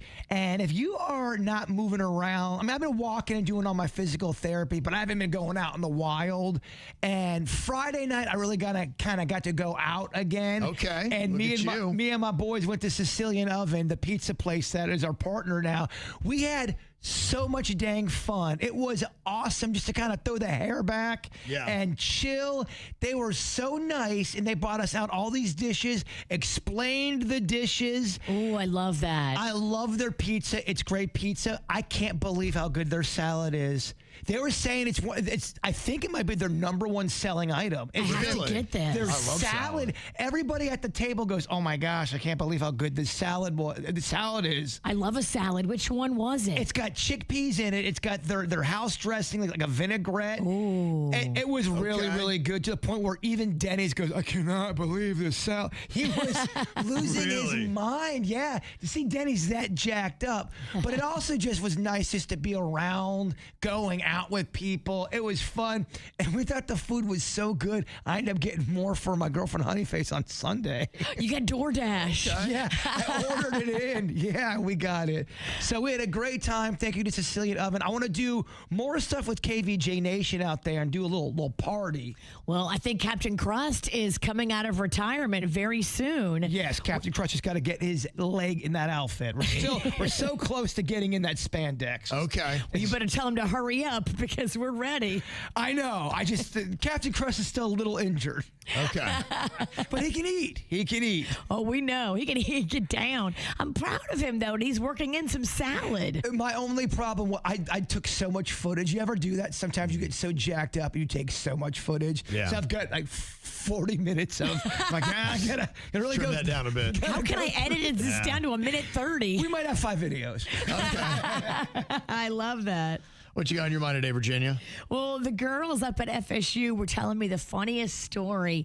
So Magnolia and her roommate, they are adorable. A cute little girl named Kate. So she was talking about how this one time she was walking to a friend's and she had to walk past a fraternity house, and she saw that they had chickens, a bunch of chickens in the yard. Apparently these frat boys were like, we want fresh eggs, so we're going to get chickens. And so they had like 20 chickens just in their yard.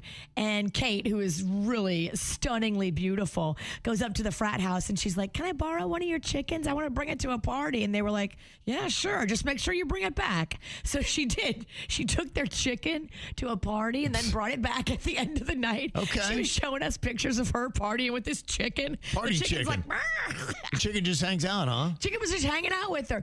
And then, so she was explaining to me, they had to get rid of the chickens because the chickens started a frat war between the fraternity houses. The chickens started it? Well, the chickens were at this one house. Mm-hmm. And then some of the other brothers from a different fraternity in the middle of the night with ski masks on came to the one frat house and stole the chickens. Oh, they were wearing ski masks and they have them on Ring doorbell surveillance, stealing all their chickens and putting them in a truck and then driving away with them. And then the chickens were at a different frat house. Okay. And then the first frat house found out about it, and they declared war on the other frat house that stole their chickens. My goodness. It was an all-out war between these two frat houses. They kept stealing these chickens back and forth, and finally, somebody had to step in and take the chickens to like a farm somewhere. Yes. Hopefully not Purdue. And they had to like let them live out their chicken life because there was a like legit beef with threats of violence between these two fraternities over these chickens and thievery. It's a big thing now. There's people in my neighborhood that are leading the league in chickens, and I think there's more than one house that has it. And you know they got them because they will wake you up in the morning. Fresh eggs just taste so much better. I got a dumb question. How many eggs come out of a chicken when they finally egg themselves?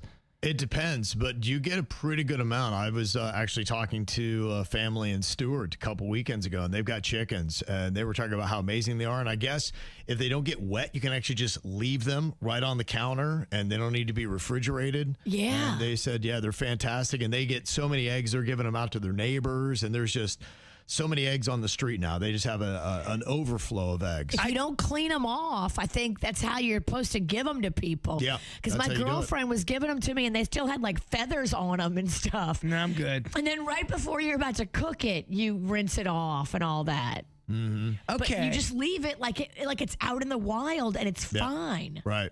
So it's weird. It's what we do to the egg that makes it spoil. I got another dumb question. I'm going to hold off on it.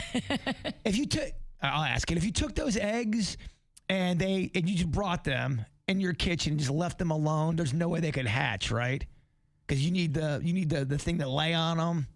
I don't think they can hatch. Yeah, no. They're gonna hatch. I think once you put them in the kitchen, you're good. Okay. Yeah, it's a process. My wife will do that for her kids, where they had the incubators and the heat and all that stuff, and it's a lot to make them hatch. Yeah. All right. Well, I'm learning. Okay. Well, apparently, Jbird is a little bit jealous of you, Virginia. What is it? My dashing good looks? Your charisma. My athletic build. Your sense of humor. I mean, the list goes on and on. Mm-hmm. My peg leg when it comes to drinking. Oh, okay. Yeah, your piratey ways, making it happen. I love how he's trying to run, but not really on his hip. Mm-hmm. I do that fake running where I just move my arms really quick. Oh, okay, so looks like you're said to be a speed walker. That's what they do in the mall. I was talking to our boss. I have an excuse. Okay, all right. Yeah, Virginia's in trouble again, Kevin. Oh, again? I'm not scared. No, he wouldn't. So what are you jealous of Virginia of? Well, someone was asking me, the topic me and my friends were talking about, you ever jealous of something, but not romance, not of another person? And I go, yeah, you know what? It's so funny. I am jealous of Virginia. I am jealous of the way you are able to fall asleep, stay asleep, and be peaceful. It kind of annoys me. Yeah. And I've It'd be nice seen to be that easy-go-lucky when it came to sleep. Well, I've seen her drink 19 bottles of whatever she's drinking and then just go in the most infant, peaceful type of sleep. First of all, why's your creepy ass watching me sleep? Look how peaceful she is. First things first. Like an angel. Because I've shared a room with you before, with you and Panda. You sleep, fart, and he snores horrifically. We're a great pair. I had to get up and pace around a house I didn't know. And then I saw you sleep on an RV. It hit 19 different potholes on I-95. Her body would jump up in the air, land back down on the bed. It was... Still peacefully sleeping, I'd see the Z's coming out of her head. It was amazing. I love. I can sleep on a train or a Winnebago or like that constant little rocky motion. I love it. I'm envious of it. I'm jealous. Yeah, it does. It's fun for me. Just a tiny little bit of rocking motion. Yeah, it's odd. Yeah, Bird can't sleep at all, and I cannot sleep in transportation. It's weird. I can't if I'm in a plane or if I'm in a car, especially a car. There's no way I can fall asleep. I don't feel like I'm ever really asleep. I feel like I'm highly relaxed, but I don't ever feel like I'm completely under, if that makes sense. It's that weird kind of, I don't know, like you're in a heroin den going in and out. I don't like it. Yeah. I've never been in a heroin den. I wouldn't know. Neither have I, and I've never done heroin. But I've seen some cowboy Sounded movies. convincing, though, didn't it? I know. He's like, so heroin den, 1982. I know. That's not the third time I've said that. People are going to start talking. I swear. I don't even know what heroin looks like. Sure you don't. Still seeing a lot of footage of people very upset at the airports trying to get onto a plane. Now, President Trump has ordered emergency pay for TSA officers But long airport lines, they say still might persist. Now, his executive order on Friday directed the DHS to pay TSA workers immediately after 44 days without funding. The shutdown has caused major staffing shortages, with nearly 500 officers quitting since February 14th. ICE agents deployed to assist may have to stay longer because of it. So how long it's going to take for you to get on a plane, I guess you just don't know. I saw on the news where one guy had showed up 4 hours early to catch his flight and still didn't get to his plane in time. And he's like, how quick do I have to get here? That's insane. 4 hours wasn't enough. And then some airports are telling people not to arrive too early because it's contributing to the longer lines. The one in Columbus that I fly into, they said, yeah, there's no need to arrive 3 to 4 hours early. You're going to be fine. Well, every airport is different, and you don't know till you get there. Yeah, because you don't know what TSA is calling in sick and what TSA is showing up. Now, apparently you can check TSA wait times online before heading to the airport, but it's been debatable on how accurate those are, because sometimes the no-show, especially if you're flying early, you may not know if, let's say, a shift starts at 5 a.m. and that's when your flight is, and you just realize, hey, nobody showed up for TSA on this shift change. So, that could be tough. I don't know how accurate it is. That's what I like to hear from people, because, look, we got airports of varying degrees in craziness, from MIA to Fort Lauderdale to PBI and Palm Beach. It goes different, and obviously it's easier to get in and out of some of those airports than others. I was just at PBI with my mom, taking off and landing, and I look, because I am very curious about the TSA lines, and it just looked normal at PBI. And normally it takes 5, 10, max 20 minutes to get through. It looked short like always to me. Yeah, it seems like the middle to lower tiered airports are a little bit smaller, might be easier, because in Ohio at Columbus, they're saying 90 minutes is doing the trick. Probably the same with PBI, maybe even Lauderdale. Miami, no, I don't know. Lauderdale was rough. Was it? The line was out the door onto the street. Okay. You got to check. Yeah, they say it looks like right now it's some of the bigger airports are having a hard time moving the people through the TSA lines. I know Atlanta has been one of the worst. New Orleans was bad. And Nashville was bad. Vegas, they said, was a disaster. Vegas always seems like it might be a little bit of a disaster. Everybody's hungover. Vegas feels awful. They say that it's so crazy right now that some people are employing other people to go stand in line for them. There's a place holding concierge service in airports like in New York City where you hire them to stand in line for you. One service is charging $25 an hour with a 2-hour minimum.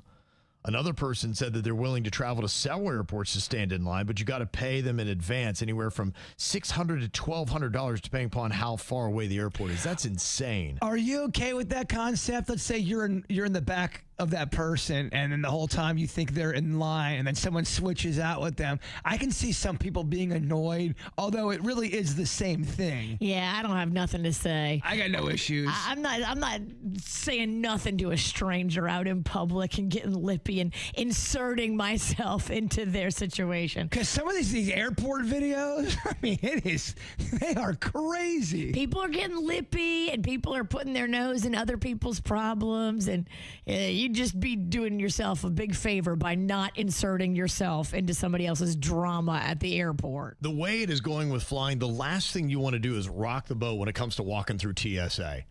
I mean, you're going to get there and be like, going, please, let's go, baby. No whammies, right? Yes. You're just like, let me get through this thing, because I've already been standing in line for 3 damn hours. Keep it moving. Keep it quick. You don't want to be the holdup, and you don't want to be the problem. Right. And, sometimes you might have something that just kind of throws off that you would never think, and they will flag you. Like, you go through with a snow globe. It's got 5 ounces of liquid in it. They going to flag you. You'd be like, snow globe? Really? I'm like bringing that home to a 3-year-old girl. Like, I can't get that through this thing? Nope. You're not bringing her nothing now. You're like, what? That's crazy. So I want to see how well you guys know what you can and cannot take on a plane according to TSA. Can you bring it on? What about a knitting needle? Is that a yay or a nay? What do you think, Virginia? You taking a knitting needle on a plane through TSA? A knitting needle? Mm-hmm. Gosh, those are long and pointy. Yeah. Like a hook on it? Yep. I'm going to say Yeah, you can bring a knitting needle. You agree, Bird? I do, because what if you're going to the knitting world championship and you have to bring your equipment? Yeah. For some reason, you can't bring out a knitting needle. Okay. So bizarre, because they wouldn't let me bring my Mountain Dew on the, but they let me use my straight razor. Like, what? You're holding on to that from like 4 years ago. You need to let it go. It was actually 9 years ago, and I will never let it go. Yeah. I'm Italian, and I'm a Pennington. We don't let things go. And you love Mountain Dew. Yes. Okay, what about a lightsaber? You know, from Star Wars. Can you take that on a plane? Yes or no? Yeah, you should be able. Absolutely. What do you think, Virginia? I think you can. Yeah, you can. Yeah, Okay. lightsaber, good. What about a bowling ball? Going to a bowling tournament? Can you take that with you? Gosh, you better be able to. Yeah. I think you can. Yeah, you can. Okay. Bowling ball's fine. What about a magic 8 ball? You ever seen those things? You ask it questions. Can you bring that on a plane, Bird? This makes me feel like it's trickery. No. But yeah, but you should, though. What does the magic ball say? It says, Bird's stupid. I'm going to say yes. Yeah, would you be like, hey, magic 8 ball, can I take you on a plane? What would it say? What do you think, Virginia? How much liquid is in there? I think it's less than 2 ounces. So I'm going to say yes, you can bring it. That's where you're wrong. You cannot. It's because of the ounces? It's more? Yeah, I take a magic 8 ball on a plane. If you try to do that as like a gag gift to take to somebody, they go flag you. It ain't going. What about a regular 8 ball? Of cocaine? Yeah. Might have better luck. It's just, where you got to put that one. You got to put it in your butt. It's a lot lighter. What about a pool cue? Can you take that on a plane? Is that a yes or a no? You can take a knitting needle. What about a pool cue? Well, good pool cues, you unscrew them and they collapse. So I'm going to say, yeah, you can. Yeah, you can. You can't? No, you cannot. And why is this? Too many chalk ounces? Not sure, but pool cue's not going to fly. You're right. Why can't you not? I mean, I took a guitar on the plane. They didn't have room. They made room for it underneath a chair. Yeah. Why would they not be able to allow to take a pool cue, especially if you can? It's a great question. The only thing I think in martial arts, they do have weapons that are kind of like 2 sticks like that, and maybe that would replicate it, and they think it's too much of a like weapon. Oh, yeah, because a needle... Yeah, I agree. Well, jab an eye. That's what I'm saying. Some of this is weird. What about nail clippers? Can you take that on a plane? Nail clippers. Yeah, you can, because it's a thing you need for your cosmetics, right? Yeah, I think you can bring nail clippers, right? Yeah, you can bring on nail clippers. Okay. What if you were taking a cast iron skillet? No, you can't. What do you think, Virginia? I'm going to say yes, you can. You're saying you can get a skillet through TSA? You cannot. They won't let it fly. Too heavy, and it acts as a weapon because of the handle part. Yeah, big What time. am I in? A Roadrunner cartoon? I know, right? It's the only time they use it. What about handcuffs? Can you bring that on the plane through TSA? That's going to be tricky. But what if you're going to a sex convention or something? Yeah, what if they're pink and fuzzy like Jbirds? Mm-hmm. I think if they're pink and fuzzy, you're good. If they're regular FBI-looking handcuffs, I go, what are you doing? Okay. You agree, Virginia? I'm going to say no, you can't. You can't take handcuffs. You can't? Is You it can't considered take handcuffs. because you could be posing as an officer, I wonder? I don't know. Great question. I'll stop asking you questions. you can. I'm sorry. Yeah, I don't know. What about a live lobster? Can you take that on a plane? If you meet a really cute lobster somewhere and you want to bring them home to meet the family, can you take it on the plane with you? Yes. Only if you're holding it. Okay. Yeah. For some reason, you can take a lobster. And what about human remains? What if you got an urn you want to fly? Can you take that on a plane through TSA? Is that going to travel? I think you can. I think you can't. You can. You travel. can? You can travel with human remains. Yeah. Dude, what if somebody spills it? Just put some fake ashes in there. Oh my gosh, I spilled it. Whoa. That would be a fun prank. It would make everyone horrified. You get tased and then thrown off the plane. What about rocks? I've actually taken rocks before when I've traveled. You are not allowed to take rocks, and you got lucky. Okay, what do you think, Virginia? I'm going to say you're allowed to take rocks. Apparently, according to this text I got, said no. Somebody said I had them confiscated as blunt weapons. I must have somehow got mine through, probably because I packed them in my bag. And Okay. Think about it. You're just chilling, and all of a sudden, someone chucks a rock at you with your kind of accuracy. I saw what you did with that axe. You threw that axe right down the middle? What was that? That was axe throwing. Oh, okay. That makes sense. It was exactly how you described it. It looked just like an axe that you threw. What was that axe throwing thing you were doing? Axe throwing. Wow, how about that? We need to put that on our YouTube shorts. I think that'll do very well. It's only on one of our platforms. I like it. Send me that video. I will happily send it to you. It ups my street cred. That was pretty. Did you see that video? I did, yeah. It was pretty good. It's pretty amazing. She's got great aim. She really does. Thank Amazing you. aim. Okay, before we get to the after the show, Jbird, this is your chance to shine, my friend. Time to wrap up today's KVJ show. His cord of his headphones is stuck in the wheel of his chair. And this is some funny S-bomb. I don't even know how this happened. I know, it's amazing, right? Oh, just give me. I'll be right Got it there? Uh-oh. Oh, he made it worse. I really hope this isn't on camera. Oh, it is, baby. Oh, Denny's. Denny's getting all of it. All right, let me get positive now. He's over there swaying around a Taylor Swift song. Chairs on the floor. It doesn't look good. I got caught up in my dancing. He did. Ah, yes, the positivity. The life you want isn't far away. It's usually hiding inside one brave decision you've been putting off. Okay, let me go fix this chair. The KVJ Show on 97.9 WRMF.